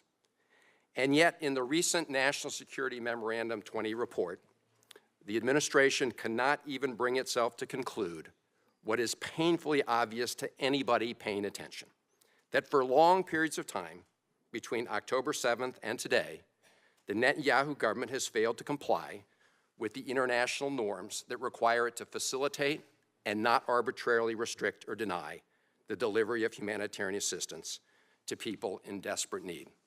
Mr. Secretary, that hurts our credibility around the world, and it sets a dangerously low bar for what's acceptable going forward. I listened to your exchange with Senator Merkley regarding the use of U.S. weapons. This issue does not require additional investigation. We've seen this play out in real time. And while you concluded in a snapshot that Israel had improved and was doing better, the report required a backwards look. And the administration decided to duck that. You and I have known each other for a long time. I have tremendous respect for you, but I thought that was important to say. I know you and the President are trying 24/7 to bring an end to this conflict. I know you're working 24/7 to bring back all the hostages and make sure that there are no more October 7ths. But as the President and you and others have pointed out, in order to achieve a durable end to the conflict, we need to build a future that has security and dignity and hope for Israelis and Palestinians alike. That is why the President has tried to create some light at the end of this very dark tunnel by calling for recognition of Israel by Saudi Arabia and others, paired with a clear timeline for the establishment of a viable Palestinian state. I listened to your discussion with Senator Murphy. I've lost count, Mr. Secretary, of exactly how many times you've actually traveled to Israel and the region. My staff tells me it's about 7, is that right? So you, the National Security Advisor, Secretary of Defense, 2 aircraft carrier deployments, billions of dollars in military assistance, hundreds of millions to build a pier. Our very important work to intercept the Iranian missiles launched at Israel. So would you agree that it's in our national security interests to have a plan in place to achieve a 2-state solution within a clearly defined period of time, paired with normalization of relations with countries like Saudi Arabia? Yes, I would. And I want to raise this because, for a long time, the U.S. policy has been in favor of 2-state solution. I mean, formally announced during George W. Bush's administration, so over 2 decades. And despite the fact that we say those words, we have never addressed our policy to use our influence to make it happen. You would agree, would you not, that the continued expansion of illegal settlements and outposts in the West Bank makes it harder to achieve a 2-state solution? I would. And yet, if you look at Prime Minister Netanyahu's extremist government, that, as you know, includes people like Smotrich and Ben-Gvir, since they came into power, and while the war in Gaza has been raging, we've witnessed the largest land seizures in the West Bank in decades. In fact, during your visit in March, Finance Minister Smotrich, who also has a West Bank portfolio under the Minister of Defense, announced the single largest West Bank land grab. And the question is, what are we going to do if it conflicts with our national security interests to try to achieve a 2-state solution? I applaud the actions taken with respect to individual extremist settlers, but they are just part of a movement largely empowered by this current government. I don't know if you had a chance, Mr. Secretary, to read the New York Times Magazine this weekend. Israel's extremist takeover by 2 veteran journalists, including an Israeli investigative reporter. I urge you to look at it. So my question is, if we agree about our national security interests, what are we going to do to make sure that we achieve the goal, not only of normalization, I heard the conversation, but that, as you said, has to be paired with a Palestinian state and a timeline. What is the plan to get there with a timeline that is meaningful? Well, thank you, Senator. And look, I agree with the assessment. And it's not only in our national security interest, which is my responsibility. It's also, in our judgment, as Israel's closest friend, in Israel's profound interest, because there really is a choice, and it's very hard to see it in the midst of this conflict, and certainly in the wake of October 7th. But the choice that's increasingly clear is a choice between a path that leads to Israel normalizing its relations with virtually all of its neighbors, something it's sought from its founding, to have countries that actually have its back when it comes to security and the primary threat that it faces, and many of us face, which is from Iran, and to be, again, genuinely integrated into the region, versus a continuation of the course that we're on and it's on, which is endless cycles of violence, destruction, death, and insecurity. But to move down that first path, it requires not only the willingness of the countries in question to normalize relations, but it also requires that there be finally a resolution to the Palestinian question, the realization of a state. That is clearly what these countries need to see and want to see in order for this to happen. And that's one of the things that we've been working on. The bottom line is this. You've got 5 million Palestinians between the West Bank and Gaza. You've got about 7 million Israeli Jews. Neither is going anywhere. The Palestinians are not going anywhere. The Jews are not going anywhere. There has to be an accommodation. And there has to be an accommodation that respects and fulfills the rights of everyone concerned. Has to be done in a way that has the necessary guarantees for Israel's security. And we are and will be adamant about that. Senator But Ricketts. that's the only path forward to sustainable security. Senator Ricketts. Thank you, Mr. Secretary. Thank you, Mr. Chairman. Thank you, Mr. Chairman. Thank you, Mr. Secretary, for being here today. Last Sunday, the British Foreign Secretary, Lord David Cameron, was asked if the UK would follow President Biden's lead on withholding weapons to Israel.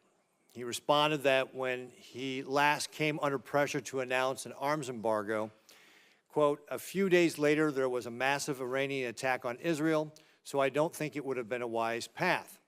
He continued, "If I announced today, it might help me get through this television interview, but actually it would strengthen Hamas, it would weaken Israel. I think it probably makes a hostage deal less likely," end quote. Hamas hasn't released a hostage since the end of November, and shockingly, this administration, starting in December, has been ratcheting up the pressure against Israel. Now, according to Arab mediators dealing with Hamas, Hamas Gaza chief Yahya Sinwar believes that he's already won the war, whether or not he survives it. He's indicated to mediators that time is on his side and that the longer he waits, the more international pressure builds on Israel and the more damage is done to the relationship between the United States and Israel. Secretary Blinken, please explain why a bunch of 20-somethings on liberal college campuses are right, and the administration thinks they're right by pursuing this policy, and Lord Cameron, who is the foreign minister of one of our closest allies, is wrong when he says that blocking weapons to Israel would strengthen Hamas's hand. Thank you, Senator. Let me be clear about two things. First, no one will do more to defend Israel than President Biden. He was there days after. October 7th, we deployed significant assets to the region to make sure that we could deter any further aggression and a widening of the war against Israel. When Iran unleashed an unprecedented attack on Israel, the first attack, as you know, from Iran directly onto Israel, for the first time, the United States actively participated in Israel's defense. We brought together a coalition of countries to do the same thing, and what could have been a devastating attack by Iran was thwarted, and thwarted very effectively. In terms of what we provided to Israel, again, no one has done more than Joe Biden, going back to when he was vice president, including getting the MOU that led to a 10-year agreement to provide Israel with the assistance that it needs to defend itself. We have one weapon system that we have been holding back pending discussions with Israel about how and where it would be used because of the concerns that we've clearly expressed over many months about the possibility of a full-on military assault on Rafah, a dense urban environment where using something like a 2,000-pound bomb could have terrible consequences for the civilians.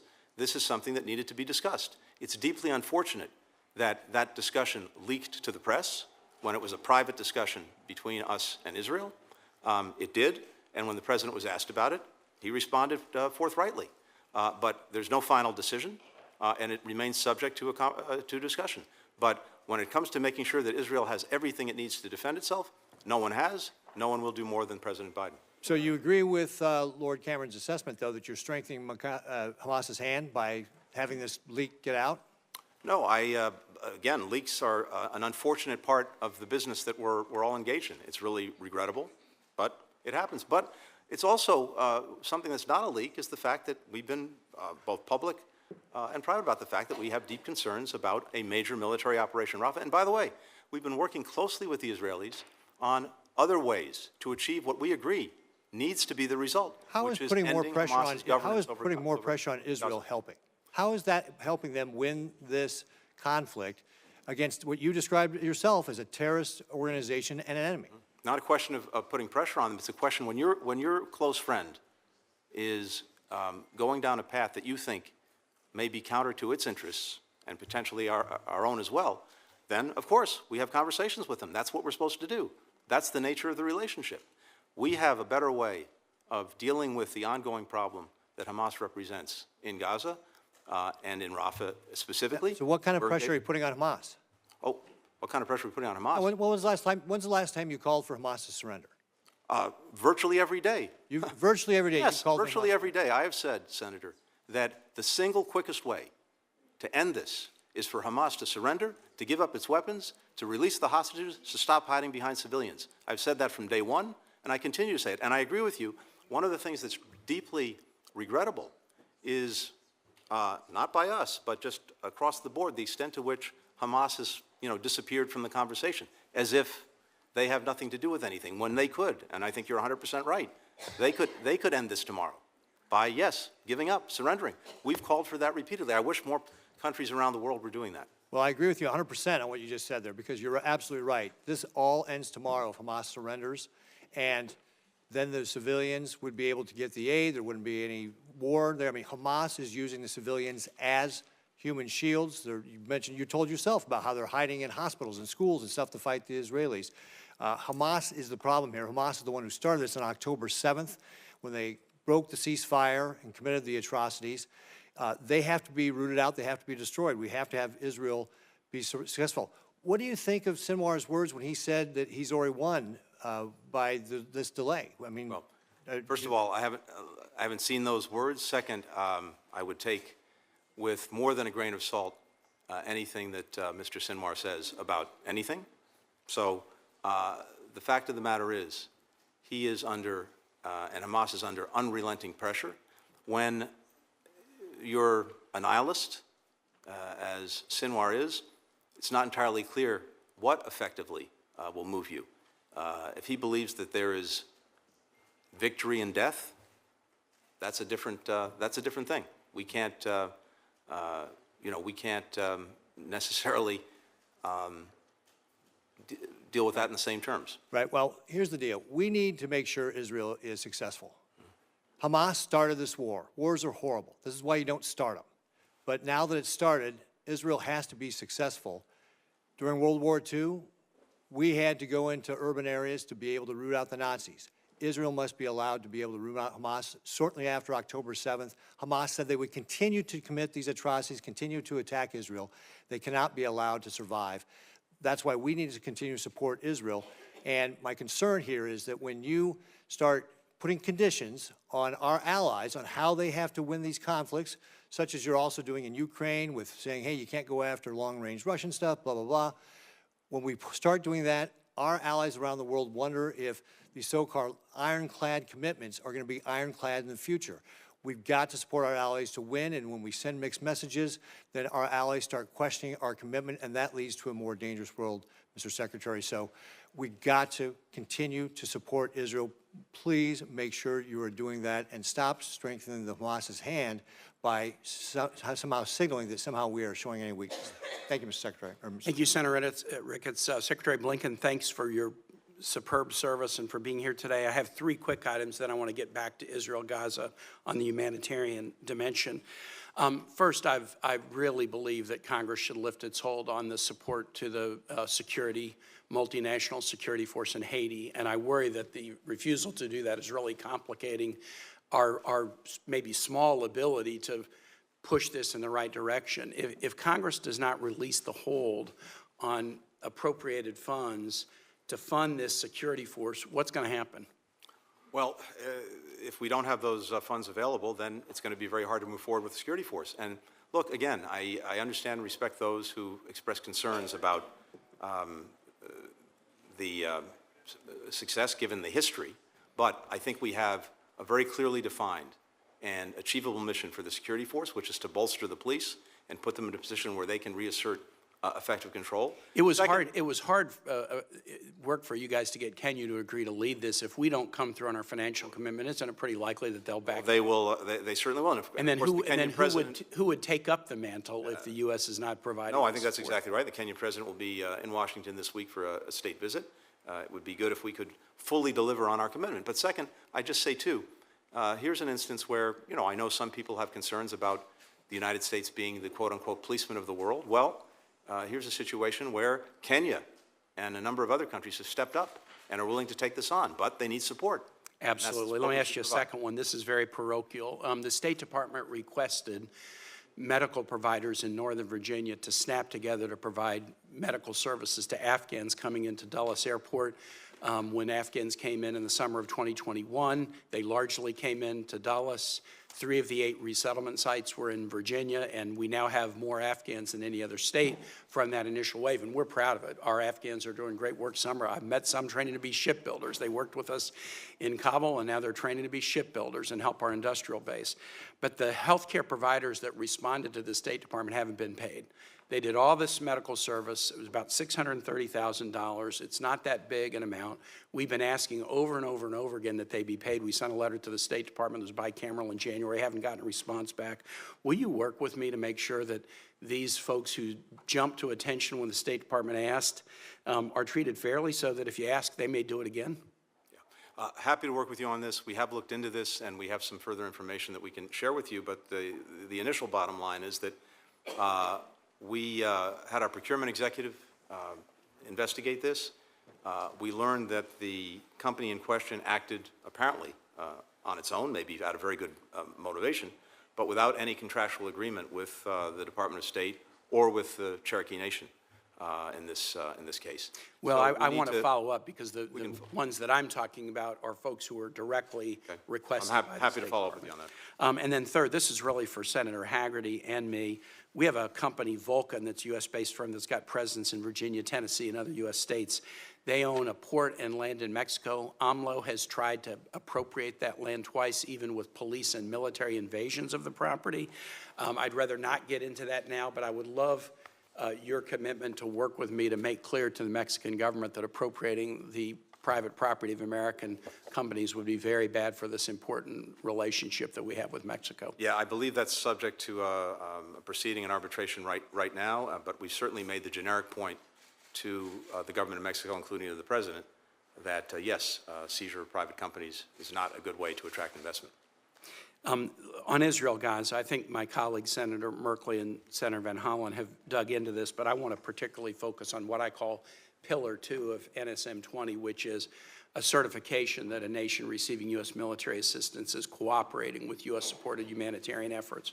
I think the Pillar 1, making a determination about whether Israel is or is not using these weapons in accord with international law, is more complex. But on the humanitarian side, look, World Central Kitchen aid workers killed, other UN aid workers killed, settlers attacking humanitarian aid convoys on the West Bank, throwing stuff off the truck, setting the aid on fire, setting the trucks on fire. The U.S. having to spend hundreds of millions of dollars to build a pier in Gaza. Virginians from Fort Eustis are building that pier and deployed to do it. All of that, to me, says you wouldn't have, none of that would be happening if Israel was fully cooperating. It took too long to open Kerem Shalom. It took way too long to open Erez. I think, my editorial opinion, you've already answered questions about this, certifying that on that record, the humanitarian efforts of Israel to help Gazans who are non-combatants, who aren't part of Hamas, is sufficient. I think that's grading on a curve that if that's sufficient, then anything's sufficient. I don't think it's anywhere near sufficient. I don't think it's in the time zone of sufficient. I agree it's more than was started. I mean, at the beginning, members of the Israeli cabinet said it was going to be a complete siege against Gaza. And I know that President Biden was able to get an agreement finally to open up the Erez crossing. But I think calling this state of affairs sufficient cooperation with U.S. humanitarian effort, I just think that demeans the credibility of the administration. And I think you should have said, you're not getting a passing grade on this, and then laid out what more needs to be done. The number of trucks going in. When Cindy McCain, the widow of a former member of this committee, talks about the famine that's resulting, I mean, I just don't see how the U.S. can say that's enough. I mean, I credit my colleagues of saying, let Israel defeat Hamas. Let Israel, with our help, knock down Iranian drones and missiles. I'm all for that. But the punishment of non-combatant civilians, the killing of aid workers, the ransacking of humanitarian aid convoys with the idea of doing very little to stop it. How can that be sufficient? Well, we have, as you know, Senator, from day one, been working on this every single day, and that includes going back to October, getting the initial crossings open, including in October, Rafah, then later Kerem Shalom. In December, 2 months later. In December, yes. So this is Erez in March or April. Erez, crossing 96, the Jordanian route, et cetera. At the time of the report, the NSM, which, by the way, I applaud as I think an effective and helpful vehicle in terms of concentrating minds and focusing minds on this. I think we've seen that the assurances that we received in March, the question was, from the time we received those assurances to the time that the report was issued, did we judge them to be credible and reliable when it came to humanitarian assistance? And we saw during that period Israel take overdue but important steps to actually expand significantly the provision of humanitarian assistance. On that statement, I don't disagree. They took steps between March and May, but I think the steps were still and I think the report itself, if you read the report, as I know you did carefully, I think the report lays that out very clearly. Well, I'm gonna call on Senator Scott because he's next, but I just think on the factual record, yeah, improvement since March, yes. I still think it falls so far below the hurdle that I don't think that warranted a passing grade. With that, I'm going to go to Senator Scott. Thank you. Thank you for being with us this morning. I'll take a very different tack than Senator Kane on our support of our allies. I mean, one of the challenges I see around the country, around the world right now, is that it seems like the world is on fire, in part because of the weakness of our administration, the Biden administration. You think about the fact that China stares across the Taiwan Straits, or the Kremlin sets its sights further west, or Iran comes out of the shadows and starts attacking our strongest ally in the Middle East, Israel. You think about the fact that in the Sahel, terrorism seems to be spreading faster than ever before, and to me it just seems very clear that without question, the weakness of this administration emboldens our adversaries. And frankly, if there should be no daylight between Israel and America, it seems like there is a lot of daylight. The more decisions that are made from the administration to withhold shipments of weapons, the more challenges that we have. And frankly, if we're concerned about saving innocent lives, it seems like to me we would provide the resources that make dumb bombs smart by having the precision technology that has been held up on tarmacs and, frankly, in shipping the weapons. So I'd like to hear your thoughts on how it is in Israel's best interest and our relationship with Israel and that best interest that we hold back not just the shipments of the weapons, but the very precision technology that's necessary to turn these bombs into clearly better weapons and reduces casualties. Well, Senator, first and very quickly, it won't surprise you that I disagree with your overall judgment. What doesn't surprise me at all. You're right. When it comes to China and Taiwan, we brought countries around the world together to stand up for maintaining peace and stability across the Taiwan Strait, to make sure that China does not engage in any unilateral actions that change the status quo. And China is hearing that from country after country, in no small measure because of our own engagement, our own diplomacy. When it comes to Russia and Ukraine, we've rallied. Let's have a little, just a dialogue on that. Here's one of the things I'd say in response to that. It's when you show weakness anywhere, it affects strength everywhere. When you have a botched Afghanistan challenge, when the president says that a small incursion in Ukraine might be acceptable, when he says to Putin that here's a list of areas not to cyber attack, the weakness in posture, I think, emboldens our adversaries. And so while you may be able to name some specific things that have been done, hopefully to reduce the impact, from my perspective, most of the world really respects strength, and that's about all they respect. They respect strength and they respect wisdom. And what I'm seeing and hearing around the world is that we're demonstrating both. We've made major investments in ourselves that have put us in very good standing around the world, particularly in the competition with China as well as with Russia in different ways. We've managed to rally 50 countries in Ukraine's defense, prevented Russia from erasing Ukraine from the map, making sure that it has what it needs to defend itself, to stand up and even push back the Russian aggression. When it comes to Iran, which you mentioned as well, and I mentioned this, I think maybe, Senator, before you were in the room, when Iran engaged in an unprecedented attack on Israel, the first time that Iran had directly attacked Israel, for the very first time, the United States actively participated with our military in the defense of Israel. That had never happened before. We rallied other countries to Israel's defense. We thwarted what could have been a devastating attack, and I think the message was very clearly received in Iran, throughout the region, and around the world. Let me ask you this question. Please. Part of the challenge that I see there is there's no doubt that the coalition that was available for the response, it was a strong one. I think part of that was because of the Abraham Accords. Normalizing relationships in the Middle East was actually impactful. So I thought to myself, this is strong to see the countries coming together in a coalition in defense. However, part of the challenge, of course, is that on October the 7th, the first thoughts that come out of the administration before they deleted it was to tell Israel to pause, is a challenge. The second thing is that you don't have to have a coalition defending Israel if there are no attacks from Iran. And so the fact of the matter is that the more we strengthen and embolden Iran by eliminating any of the hurdles being the sanctions, being allowing their oil to flow easier, the November decision to provide $10 billion, the August decision to provide $6 billion.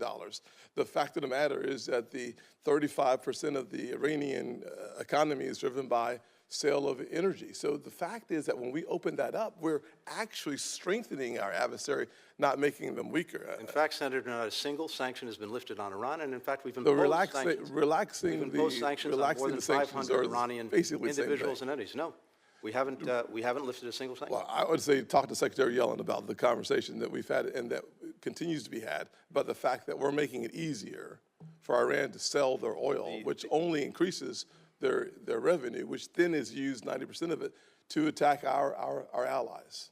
Well, in the case of the $6 billion that you referenced, yes. Iran has not accessed any of that. That was a channel that was established by the previous administration to find a secure way. You are a really intelligent guy. You're a really intelligent guy. The fact of the matter is that we all know that money is fungible. So let's not pretend that we don't know that. So you put a credit on a balance sheet. The bottom line is you should expect that credit to be used in any form or fashion that they decide to do so. So do you think our not having the IAEA Board of Governors censure Iran was a good thing or not? It depends entirely on what we're trying to achieve and the best way to achieve it. More than unfortunately, one of the worst decisions made was to get out of the Iran nuclear agreement, which had put Iran's nuclear program in a box. Now we're dealing with a situation where the restraints that were imposed on Iran by that agreement gone away, and Iran has been proceeding whole hog toward developing the fissile material that it needs to produce nuclear weapons on very short order. We had breakout time pushed back beyond a year. Breakout time is now 2 to 3 weeks. So one of the critical things is, and we've lost access that we've had, one of the critical things is to make sure that the IAEA has the chairman would access it needs. Allow a response. Absolutely. Thank you very much. And whether and what the most effective way at the IAEA is to get the access it has, and also to ensure that Iran is moving back on the steps that it's taken to enrich its material. I'll just say this, that anyone who thinks that having a nuclear Iran is going to make them more peace-filled is ridiculous, number one. Number two, to suggest that somehow the JCPOA was the contract that stopped Iran from doing anything. In the midst of the JCPOA, they were already testing ballistic missiles. They had breached the JCPOA so many times that it was remarkable that we would even have a conversation about bringing that back into the conversation. For us to have a conversation about the JCPOA and how bad it was, sure, have a conversation about this effectiveness, Let's look, I think let's is look at remarkable. where we were and where we are as a result of getting out of the JCPOA. Senator Here's what Thank we you know very for much, sure, Mr. that Chairman. we I were not appreciate there. the chance. Mr. Secretary, welcome. I look forward to our hearing later today on the budget for the State Department. And I just was going to speak to one thing first before I move to some substantive questions. It's been posited that the world's on fire because of weakness. And I'm simply going to assert that the greatest strength that you and our president have shown is in building our alliances in the Indo-Pacific, the Quad, AUKUS, a strengthened and renewed partnership between Japan, Korea, and the United States. Really remarkable successes in stabilizing and strengthening the Indo-Pacific through alliances. In the response to Russia's aggression in Ukraine, an incredible global alliance of 50 different countries coming to Ukraine's defense, providing financing, imposing and enforcing sanctions, really remarkable. And in the defense of Israel against 300 missiles and drones fired by Iran, Saudi Arabia, Jordan, the UK, France would not have joined us in the defense of Israel but for President Biden's leadership. So I'm just simply going to assert that. Can I ask you whether it in any way weakens us to have country after country, year after year, have no ambassador confirmed by the Senate? Is it important that we confirm nominees to serve as ambassadors? Thank you, Senator. It does hurt us, and it is imperative that we get ambassadors confirmed. And here's why. We're in, as we've talked about already today, in a global competition, notably with China, when we don't have an ambassador in place, a Senate-confirmed ambassador. But the Chinese have a fully accredited ambassador in place in a given country. Their ambassador may get in to see the president and the prime minister on a given issue. Ours, no matter how good our charge may be, may not. And that puts us right there, just in that one example, at a competitive disadvantage. As you know well, economic competition with China and with other actors is a key priority for this administration and for many of us. I recently had a chance to go to Angola and to see the impact of the Lobito corridor. I'll soon be traveling to the Philippines and get a chance to see the Luzon corridor. How important is it that we utilize new tools like the Development Finance Corporation and leverage multilateral resources to give our partners the opportunity to have more transparent, more sustainable, higher quality investment opportunities for key infrastructure? Look, it's vital that we provide a better choice. And we do that by doing a few things. Using all the tools of government to be able to leverage private sector investment, because our comparative advantage is bringing the private sector to these projects. We're never going to outcompete China or anyone else on state dollars, dollar to dollar. That's not how we do things. But we can use these instruments to facilitate the private sector playing the role. And yes, it's to marshal the resources of other countries in a coordinated way so that together we can have a greater impact and have a better offer. Exactly. And we do it in a way that becomes a race to the top, whether it's dealing with corruption, environmental standards, worker rights, making sure countries don't get loaded down with debt. All of those things are part of the offer that we bring to this. And I know that when we're able to make that offer, there's no question the countries around the world prefer to work with us. This week, President Ruto of Kenya is here for an important state visit. He'll have a chance to meet with some congressional leaders, to obviously meet with our president. You are hosting him at the State Department. The U.S. Chamber of Commerce is having, I think, a very positive meeting with the Secretary of Commerce. We have a very talented ambassador there who comes out of the private sector and has applied a lot of her insights and talents.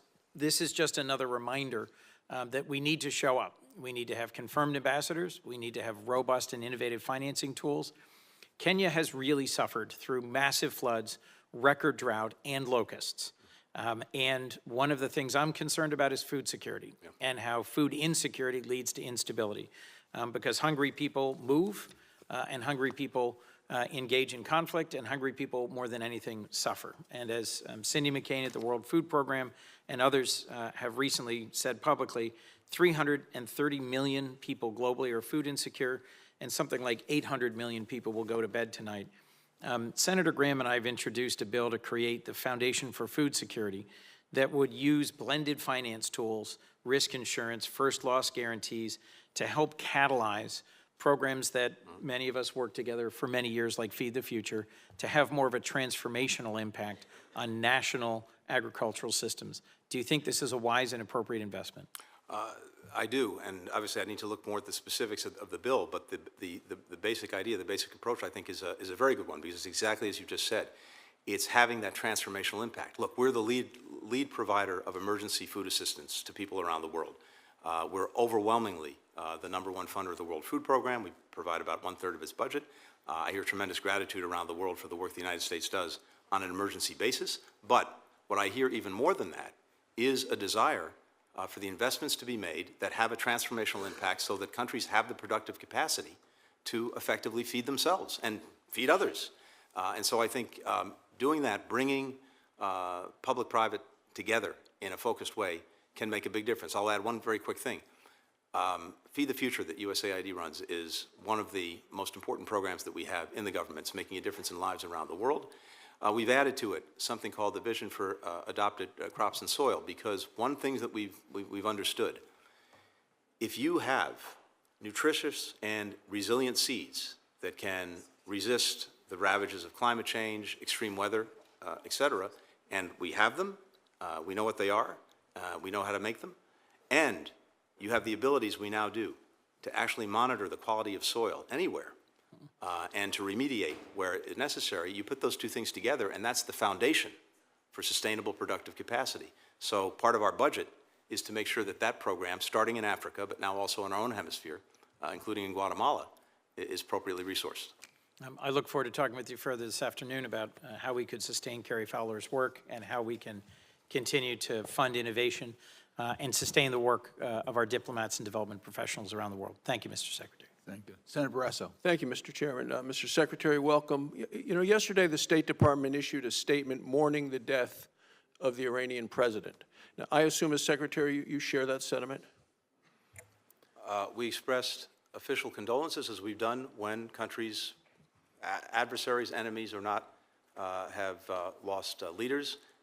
It changes nothing about the fact that Mr. Raisi was engaged in reprehensible conduct, including repressing his own people for many years as a judge, and that as president. It changes not a whit about our policy, but it's something that we've done many times in the past, going back many administrations and many decades, and we do as a normal course of business. Well, I don't think it should be a normal course of business. I think it's shocking that this administration would mourn the death of the butcher of Tehran. I don't.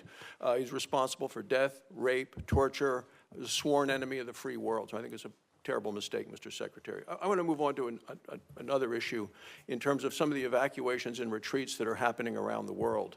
Since the deadly withdrawal from Afghanistan in August of 2021, the administration has urgently evacuated Americans at several embassies across the globe. I hadn't expected to hear about this in Wyoming, but I heard about it again in Wyoming just this past weekend. Whether it's in Burma, Belarus, Sudan, Haiti, there seems to be a dangerous growing trend of the U.S. in retreat. The United States has been forced to draw down, evacuate, and close numerous diplomatic posts. It used to be rare to see images of U.S. troops flying to the rescue to evacuate our embassies, but it's becoming a more common sight under this administration. 2023, U.S. troops and 3 helicopters airlifted 70 American employees from Sudan. 2024, in Haiti, U.S. military airlifted over 30 stranded Americans. It appears the administration has become the administration of evacuations. During your leadership as Secretary of State, how many embassies have we had to close or evacuate? Senator, we are operating and living in a very dangerous world. We have Americans all over the world. We have embassies all over the world. It's important that wherever we can, we be represented and our diplomacy is able to move forward, as has been the case many times in the past, whether it was in Venezuela in 2019, whether it was in Yemen in 2015, in Libya in 2014, in Syria in 2012, in Libya again in 2011, in Lebanon in 2006. I could go down the list. Sometimes you run into crises where either an embassy has to shut down for some period of time, or you have Americans who are in harm's way.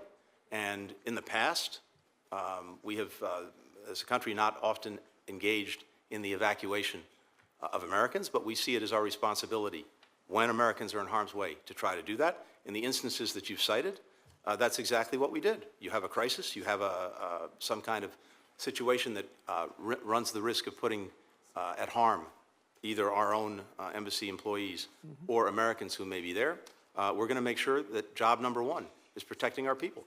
Do you see a unifying underlying factor for this terrible trend, and then how are you addressing that? I don't. I think each of these situations is distinct.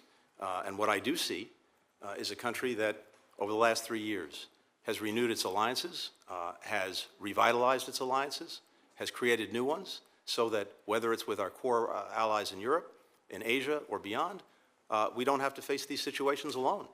And I see American leadership that has brought these alliances and partnerships together in ways that were not the case in recent history. And that is a great source of strength for us as we have to deal with a very challenging world. So the administrations following the withdrawal from Afghanistan left behind weapons, ammunition, and equipment that ultimately armed the Taliban. Now we've announced a withdrawal from Niger. State Department efforts to reestablish relations and engage in diplomacy there have failed. The government there is demanding that we leave. Our nation is withdrawing 1,000 troops from 2 air bases where we conducted important counterterrorism missions for decades.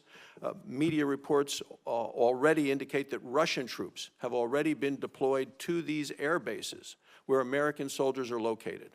Do you know how much American taxpayer money has the United States spent on building these bases and training the military there? We've seen, as you know, Senator, in the case of Niger, a coup that took place. We sought to find a mutually acceptable way to keep our forces there so that they could pursue the counterterrorism mission that they were engaged in. We couldn't reach such an agreement with the current government in Niger, and so we are, pursuant to conversations with them, pulling back our forces. If they're not wanted there, then they won't be there. We will make, as we have, other arrangements in other places to make sure that we can conduct the necessary missions to ensure our security. Do you not see risk, though, of the American taxpayer-funded bases ultimately ending up in the hands of the Russians? And now we're seeing the Russia's, Wagner mercenary group providing military training and support, Burkina Faso, Mali, and in addition to where you mentioned. How are we countering Russia's newly created foothold in Africa? Well, there's 2 things. One, of course, is the military element to this, and of course I defer to the Pentagon on the specifics of that, including what they pull out as any forces leave. But second, I think we know that unless you have a comprehensive approach that works to try to shore up these countries economically, democratically, socially, the military piece is necessary, but it's insufficient. And we have, thanks to the work of Congress, in countries adjacent to the Sahel, the Global Fragility Act, which gives us 10-year plans to help countries get on their feet in a sustainable way. And that creates partnerships that allow us to sustain, as necessary, a military presence. But you have very fragile countries in the Sahel, and yes, there have been a series of non-democratic transitions or coups in these countries, and that's simply a fact of life. Now, I believe that we can bring much more to the table than the Russians can, for example. And when countries experience what the Russians bring to the table in terms of the exploitation of their resources, the brutalization of their people, actually more violence and more extremism, more terrorism, they tend to change their minds and have a different perspective on this. It's unfortunate that some countries have to find out the hard way that is not the recipe to their security or their success. Well, thank you. I would add that once they find out the hard way, it may be very difficult for them to extract themselves from the domination of the Russians and come back to us. Thank you, Mr. Chairman. Senator Booker. Thank you very much, Mr. Chairman. Mr. Secretary, thank you very much for being with us today. I've appreciated your commentary on everything from the situation in Gaza to the situation in Haiti. I want to pick up where Senator Barrasso did on issues regarding Africa. You know, I've been traveling across the continent, and the thing that always affects me is the enormity of the potential. And I know we're dealing with the crises of today. The truth of the matter is, by 2050, as you know, 1 out of every 4 human beings on the planet will be on the African continent. 1 out of every 3 working age humans will be on the African continent. It is a continent with vast resources, vast human potential, and it is, in many ways, the investments we make today will help to deal with a lot of the challenges when it comes to democracy and, unfortunately, global competition with countries like China and Russia that do not share the world order's rules, clearly. And I was appreciating what you said to the senator about what it is to how we're trying to deal with the democratic threats. Obviously, the backsliding in Burkina Faso, in Niger, in Mali, all in the Sahel region has me very, very concerned. And seeing the challenges that are now in Togo, Benin, Ghana, in the north of those countries, including Nigeria, it's very sobering to me when it comes to the challenges of democracy. I was very affirmed by your fiscal year 2025 budget request that includes $411 million for democracy, rights, and governance programs in Africa. It's a sizable increase from the $284 million allocated in fiscal year 2023. Could you just talk a little bit to how the administration is adjusting regional assistance programs and priorities in response to the democratic backsliding that I've discussed and clearly others? Thank you very much. And look, exactly as you've said, Senator, and as I know you've been deeply engaged on, we see the extraordinary positive potential in Africa, not just the challenges of the moment. And for us, when we have a continent that's going to have 1 out of every 4 people on Earth on that continent, when we see the fastest growing populations on Earth, before COVID, actually, the fastest growing economies, as you know, we want to make sure that we are supporting that positive evolution, and particularly making sure that young people with growing populations have positive outlets and positive opportunities. But you're right, we also see this democratic backsliding, particularly in the Sahel, and that's where we've had these recent coups. So we have to be, and our budget reflects this, committed to longer-term stability, opportunity, human development, making the investments in health, in education, in economic empowerment, in democratic governance, in these countries. We're working to do that. Obviously, in the countries that have been on the receiving end of coups, there's some limits that we have to abide by when it comes to the assistance we can continue to provide, but we're trying to make sure that when it comes to what's vital, we're providing it.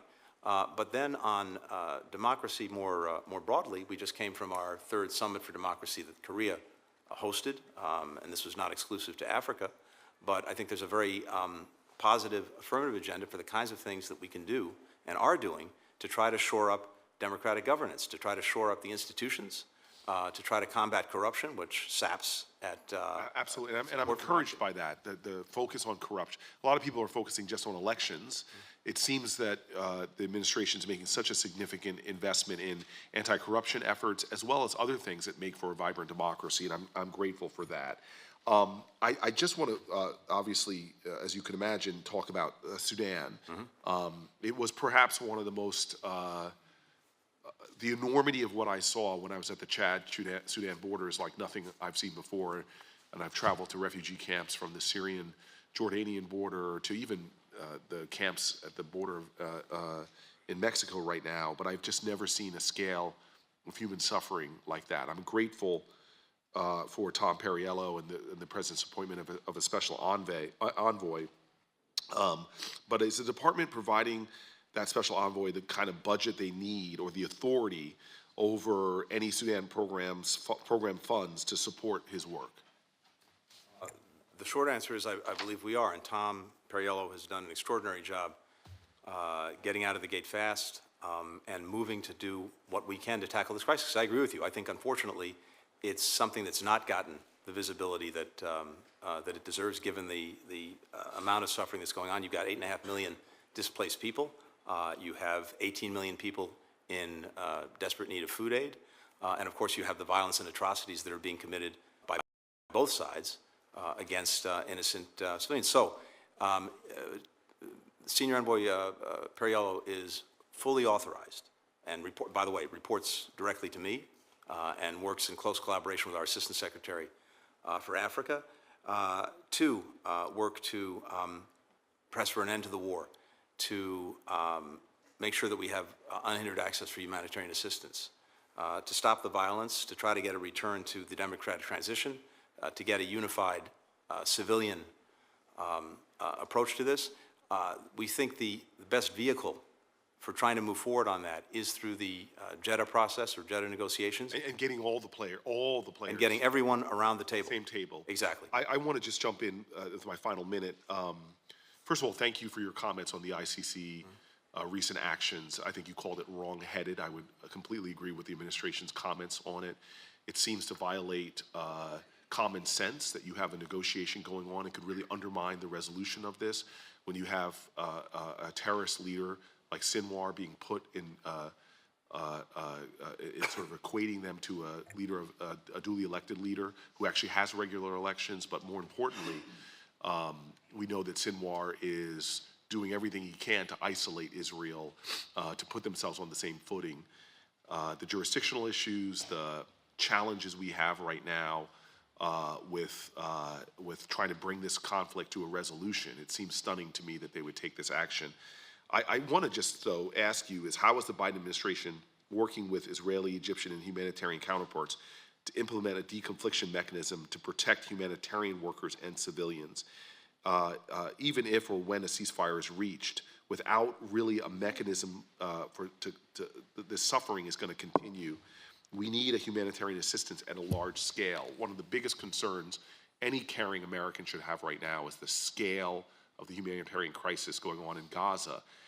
This is not counter to dealing with Hamas, but it is urgent right now at levels that have been mentioned by some of my colleagues, who are just the scale of the human suffering there is stunning. Effort amongst the administration to work with Israel, Egypt, and other humanitarian counterparts to make sure that ceasefire or not, we have the mechanisms to get aid there. I would ask that you give a brief response. Simply put, there is, Senator, an intensely coordinated effort to work to do just that. And we have a senior envoy. It had been Ambassador David Satterfield. Now it's Lise Grande, deeply experienced in these matters, working this every single day to do three things.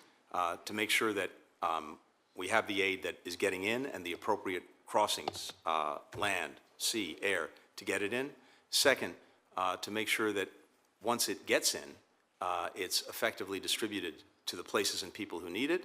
And third, and related to that, having effective deconfliction so that the humanitarians who have to move things around aren't endangered, as we've seen.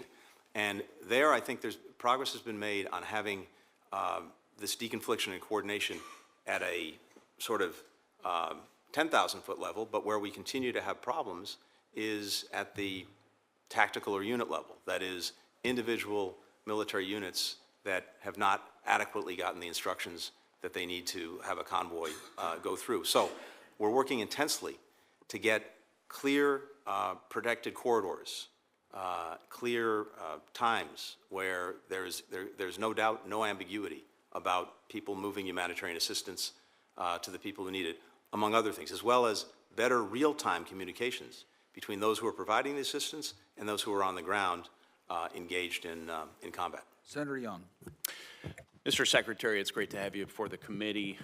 I recognize that there are many pressing concerns that require your attention, your time these days. At the same time, I believe that we have the wherewithal, we have the resources to pursue our national interests globally, including in Burma, and that's what I'd like to ask you about.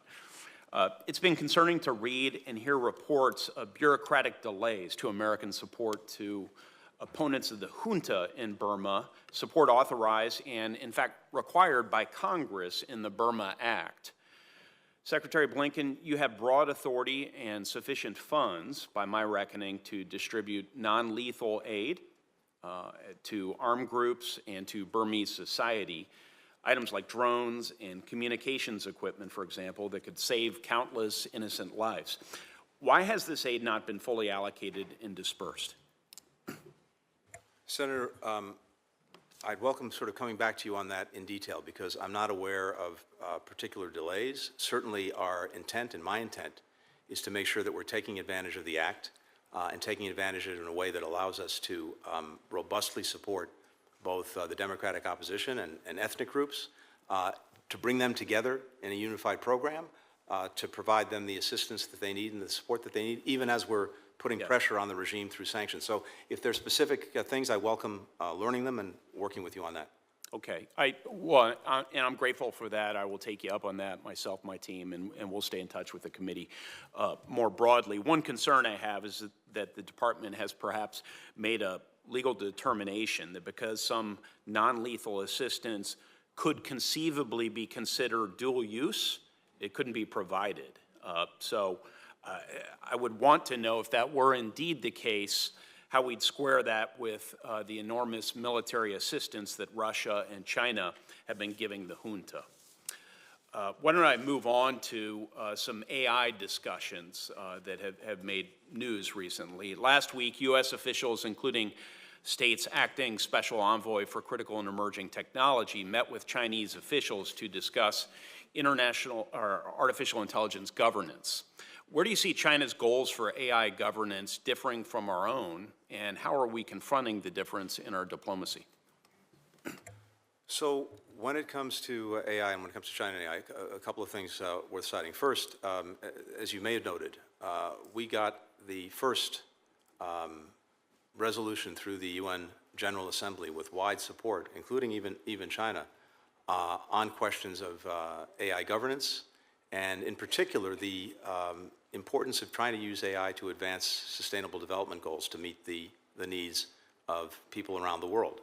And in that, certain basic principles about how AI should be used that very much reflect our views. And to the extent that we can get other countries signed on to those principles to maximize the benefits, minimize any of the potential harms of AI, that's a good thing. We've also gotten strong support around the world on how to think about the use of AI in autonomous weapons. I think those are very important guidelines that hopefully countries will be bound by, including China. And then more specifically, Senator, on China, we thought it's important, irrespective of our profound differences across the board, to at least be talking about how we each respectively see AI, particularly when it comes to questions of safety and security, because we know the extent to which this can be used for grievous ill, not just for benefit. And so this is a good way of at least getting a better understanding of how China is looking at this and sees this, sharing the way that we see it, and seeing if, as you know, in the past, we've had, when it came, for example, to arms control during the Cold War, maybe there are avenues for getting agreements on use and not misuse of artificial intelligence. But right now, this is just a very broad conversation about how we respectively see AI and its development. Yeah. I'll just state and then move on with an additional question or two. I think it's fine to talk and engage in these sorts of broad discussions, and we may indeed come to terms on something we didn't expect to come to.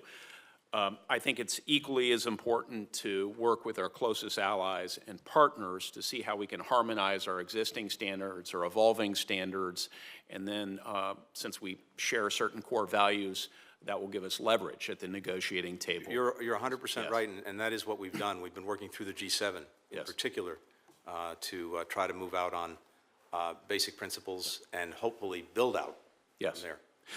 Relatedly, today South Korea hosts the second AI Safety Summit after last year's summit at Bletchley Park. What role do you see the safety summits playing in the overall AI governance debate? Look, I think these summits can help establish norms, rules, understandings when it comes to safety that could prove invaluable. The more we can develop a consensus around what these norms and standards and rules should be, the more we or like-minded countries are in the driver's seat, the more effective we're going to be in making sure that AI is used for good and we minimize its use for bad. And for those who are watching, trying to get clarity on the division of labor within our own government on this topic, what is the diplomatic role that you see the department taking in consultation with Commerce following Secretary Raimondo's announcement of an international network of AI safety institutes? We're working in very close coordination with Commerce on this, and we both have leadership roles to play, and we've organized our department accordingly. And as you know, and I appreciate supported, we established for the first time a bureau in the department for cyber and digital policy, as well as having an envoy for emerging technology. And we've got the talent at the department to make sure that we have the necessary expertise so that we can play the necessary diplomatic role around the world in trying to align other countries with our vision for the way forward on AI. But of course, commerce has an absolutely vital role to play, a lead role to play, particularly when it comes to engaging the private sector, and we're fully partnered on that.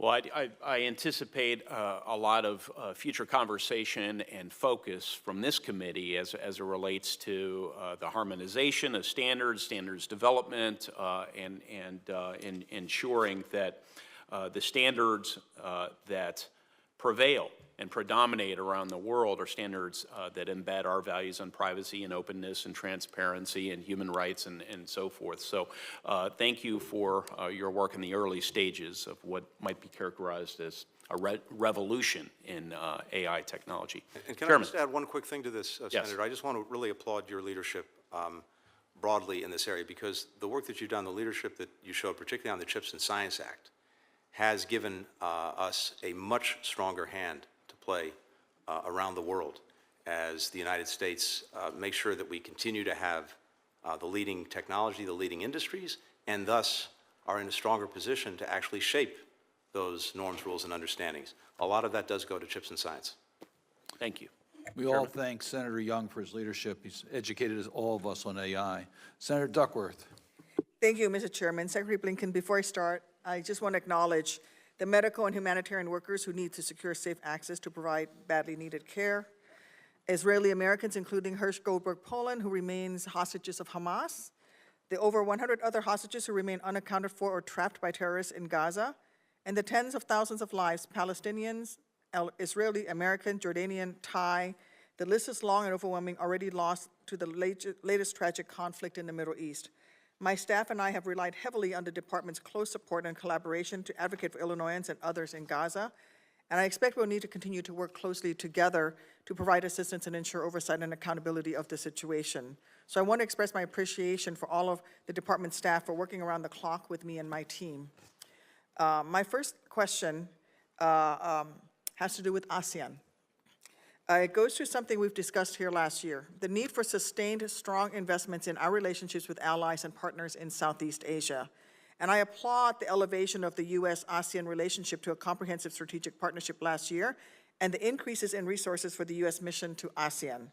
But as I said at the opening of the new U.S. ASEAN Center in December, China continues to increase its engagement and gain in popularity in the region, and there is so much more that we can do. And that includes showing up. High-level participation at ASEAN summits and ministerial meetings is no longer a nice-to-have option. It's a must-do. I'm still hearing about Indonesia's deep disappointment over last year's ASEAN summit, and I'm sure you are as well. In this chair year for Laos, are we doing enough to support Embassy Vientiane and through them the host government in carrying out successful ASEAN meetings? And can you commit to high-level participation in the upcoming ministerial and ASEAN summit? Thank you very much, Senator. And I fully agree with you, and I believe the answers to both questions are yes and yes. We're determined to build on what has already been a deeply strengthened partnership and relationship between the United States and ASEAN, including the President hosting, as you know, a special summit with ASEAN here in Washington. My own engagement with ASEAN, and going forward, our support both for Laos as it's in the chair, to do what we can to help it succeed in its chairmanship, and also, yes, be present. Thank you. I also want to touch on internal reforms you've led at State. Every year, and especially in an election year, the strength of our republic depends on resilient institutions. So I want to commend the critical work of modernizing and strengthening the State Department itself. Important progress has been made, but when it comes to physical accessibility at department facilities, it's been my experience that there is still a lot of work to do. The lack of basic accommodations like ramps and working buttons to open heavy security doors are still serious obstacles to the full participation of persons with disabilities, whether they're employees who need accommodations for themselves or for family members who would join them abroad, or our counterparts and guests. So in last year's state authorization, I included a requirement for the Bureau of Overseas Buildings Operations to report on accessibility at overseas diplomatic missions and estimate the cost of making our facilities usable by persons with disabilities. Will that report be delivered on time next month? And do you have any insight into what has been learned through the assessment so far? And can you speak more broadly to what the department is doing to ensure employees receive the accommodations they need when they need them through a streamlined and common sense process?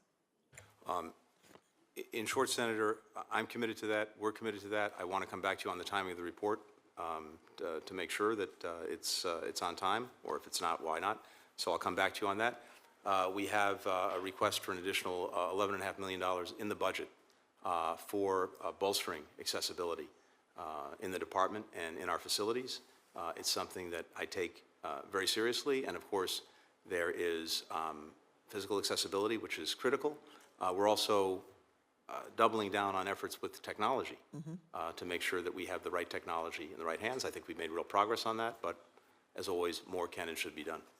Thank you. Mr. Secretary, staffing and retention continue to be challenges, so I'd like to use the rest of my time to speak in more detail about that, including what you've done to address the perennial challenge of employment for foreign service employees. Last year, late last year, I helped introduce the Readiness Act to support federal employees who are relocating to join their spouse on an official assignment. It would require federal government agencies to make the maximum effort to retain them by simply allowing telework or transfer, or as a last resort, a period of leave without pay status.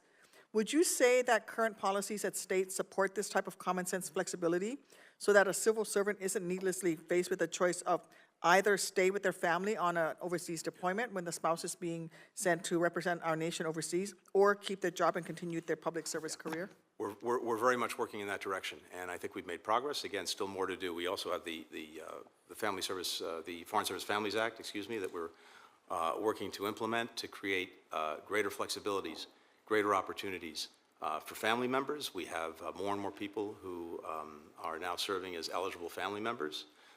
We have greater flexibilities for people to make sure that they are able to continue their employment as a spouse or partner when they're overseas.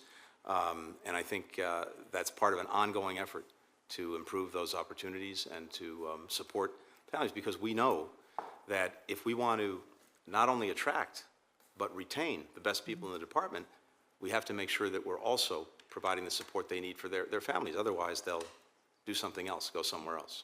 Thank you. Can you speak to the importance of being able to pay competitive rates to local nationals who work at embassies? I've heard this at many of our embassies as I've traveled, and it's not limited to a particular region. I heard it in Europe, I've heard it in Asia, where it is often very hard to maintain quality local staff because they can't be paid at a rate that is competitive, and even though they want to stay with us and they're very loyal. Can you speak to the challenges in your budget? Yes, that's correct, and I think it's important to start with this. Literally the heart of our enterprise, the State Department, are locally employed staff. About 2/3 of the State Department employees are locally engaged staff. Our embassies can't function without them. And not only do they fill vital functions in the embassies, they're also the most extraordinary connectivity between our embassies and the countries in which we're engaged. In so many countries, the local staff has borne the brunt of global inflation, and trying to keep pace with that in countries around the world that are not doing as well as the United States has been a challenge. And you're right, it's in many regions. It's not in any one place. We've taken steps to address this. First, for a number of people, to try to deal with the impact of that, and then just coming out of COVID, which was so devastating for so many, one-time increases in their compensation. Second, we've looked at the way we assess compensation, and we've tried to bring in more criteria so that we better take into account what the actual cost of living is in a given country, not simply a sort of equation to someone in a similarly situated job. So that's now coming into effect. We have worked to budget in, including in this budget, a guaranteed 2% increase every year, so people can see that they will have sustained support. And of course, there are other one-time measures that we're looking at to help people. But the bottom line is, we have to do this, we need to do this if we're going to sustain our missions, and the budget reflects that. Thank you. Thank you, Mr. Chairman. Senator Cruz. Thank you, Mr. Chairman. Senator. Mr. Secretary, you have presided over the worst foreign policy disaster of modern times. When Joe Biden became president, he inherited peace and prosperity in the world. We now have two simultaneous wars waging, the worst war in Europe since World War II and the worst war in the Middle East in 50 years. Both, I believe, were caused by this administration's consistent weakness.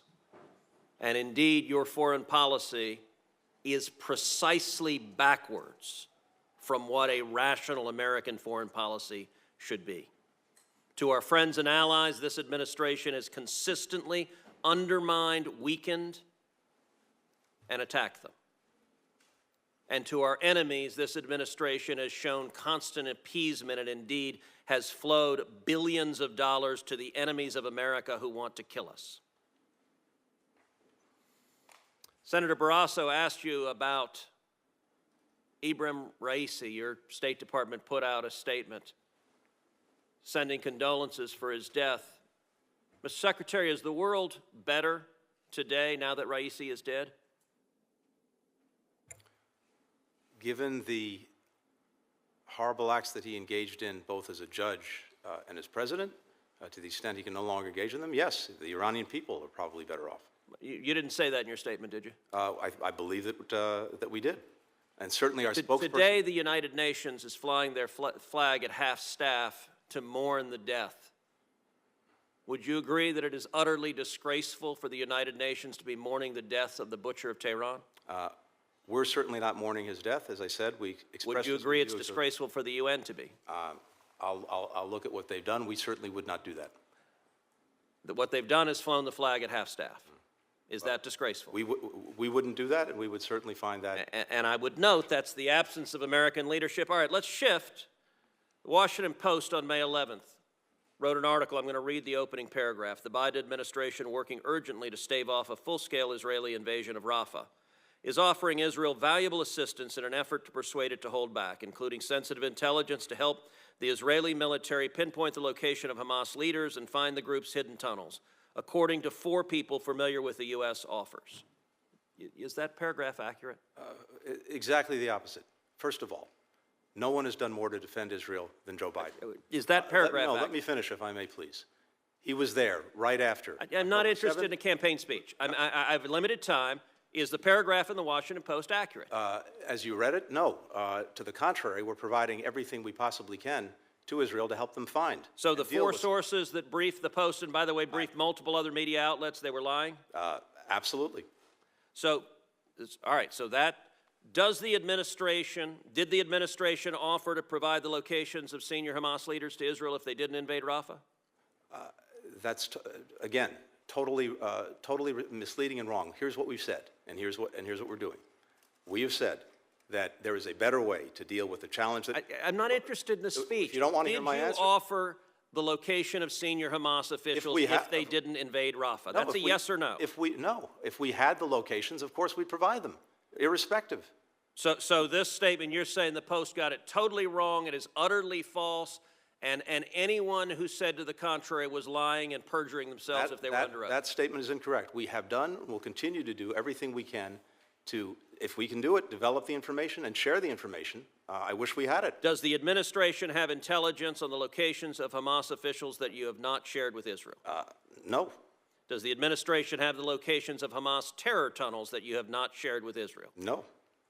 Okay, so then your position is that this story is an utter and complete lie. As you've read it to me, Senator, it's not. It is not accurate. And we're not interested in playing word games. I've asked you very directly. I have not. So you're saying there's not a single Hamas leader that you know about that you or the administration has offered will tell you where they are if you don't invade Rafah. That is correct. What have you offered them not to invade Rafah? We've offered them nothing not to invade Rafah except a plan to deal more effectively with Rafah. Okay, so your testimony under oath is you've offered them nothing not to invade Rafah. I find that very hard to believe, but I just want to understand what your testimony is. I'll be very clear. We have told them, we've been engaged in a long conversation with them about the most effective way to deal with the problem we agree must be dealt with. They That are is quite Hamas aware and you Rafah. disagree with their plan to kill the Hamas terrorists because That's you and the absolutely- president have vocally said it. And to be absolutely clear, wrong. your State Department on the morning of October 7th sent out a tweet telling Israel not to engage in military retaliation. I called you out at 3 in the morning and you deleted that tweet. The next day, you personally on October 8th sent a tweet saying you'd spoken with the Turkish foreign minister and Israel should not retaliate. From the very beginning, the Biden administration has consistently at every stage told Israel, and by the way, when I called your tweet out, you deleted it again. At every stage, you have been telling Israel, do not kill the terrorists, and that has been from day one. Senator, I was in Israel 5 days after October 7th. I've been there 7 times since. No one, starting with President Biden, has done more to make sure they have what they need to defend themselves from Hamas, to deal with the threat that Hamas poses. With to all make sure due respect, that is simply wrong. ludicrous. That is ludicrous. Why have you cut off weapons to Israel then? We have not cut off weapons to Israel. In fact, as you know well, starting many years ago, President Biden was at the heart of the MOU that led to Israel having a 10-year guaranteed supply of assistance. When you became Secretary of State, how much oil was Iran selling a day? I'll have to come back to you on any numbers. I don't have the numbers. You don't know. It doesn't surprise me you don't know. It was about 300,000. How much oil is Iran selling today? We've applied sanctions against more than 200 entities that are engaged in petrochemicals. How much oil? You can tell me. I'm sure. Don't I'm filibuster. Sure you know. I'm not filibustering. How much oil are they selling today? Do you know? You tell me. Apparently you don't know. So you don't know how much they were selling. It was 300,000. Today they're selling about 2 million barrels a day. Let me ask you. And given the sanctions, given the export controls, given the other controls we put on, the cost of doing that, the evasion that they have to engage in, which we're trying to cut They've off, made about $80 billion. Let me ask you another question. I'm running out of time, so I'm not interested in speeches. Let me ask you this. How many ghost fleet ships did Iran have in November 2020? We have sanctioned more than 200 It's a question. of those. I'm not. How many did they have? The total number, I can't tell you what it had in 2021. I'll come back to you with that, but we have... the number was about 70. Yeah, how many did they have today? We blocked about 50 of them. Okay, let's see how effective you are. How many do they have today? As I said, we blocked about 50 of them. How many do they have today? You tell me, I'm sure you... They have about over 400. Look, this administration desperately wants a new Iran deal. You have been showering cash on Iran from day one. And understand, the $6 billion you were asked about is the tip of the iceberg. By refusing to enforce oil sanctions, we have seen Iran's oil sales go from 300,000 barrels a day when you got into office to over 2 million barrels a day today. That's $80 billion. 90% of Hamas's funding comes from Iran in a very real sense. This administration, you and President Biden, funded the October 7th attacks by flowing $100 billion to a homicidal, genocidal regime that funded those attacks. That statement is profoundly wrong. Why? I'm not even going to humor it. I think it's a disgraceful statement. Why? We have gone at Iran repeatedly with more than 600 sanctions applied against different persons. Then why are they selling 2 million barrels a day as compared to 300,000? They are working hard to do what they can to get around the sanctions. So just the prior administration had tools you didn't have, they were more effective, or maybe they just weren't desperate to cut a deal with Iran. And we continue every single day to go at them. You are refusing to address the facts. I'm not. Then why are they selling 2 million barrels a day? Because they're determined to try to do that. We're determined to cut them off. They weren't determined when Trump was president? They were determined, and of course, unfortunately, we also had their nuclear program in a box. No fissile material being produced. Okay, you're not answering the question. You're filibustering another topic. Senator Cruz, you get the last word. You get the last word. You funded our enemies and you undermine our friends, and the world is much, much more dangerous as a result, and Americans are at greater jeopardy because of it. In fact, we brought more countries together. We have stronger allies, stronger partnerships, stronger engagement from countries around the world to deal with a very dangerous world than we had. We were alone, we aren't anymore, and America is leading those efforts. Remember the Abraham Accords? I do. Let me just break you two apart for a second, if I might. Secretary Blinken, thank you very much for your patience with our committee. I want to complete this hearing where I started, and that is a thank you to you for restoring America's global leadership and President Biden. What you've done to strengthen the transatlantic partnership is incredible.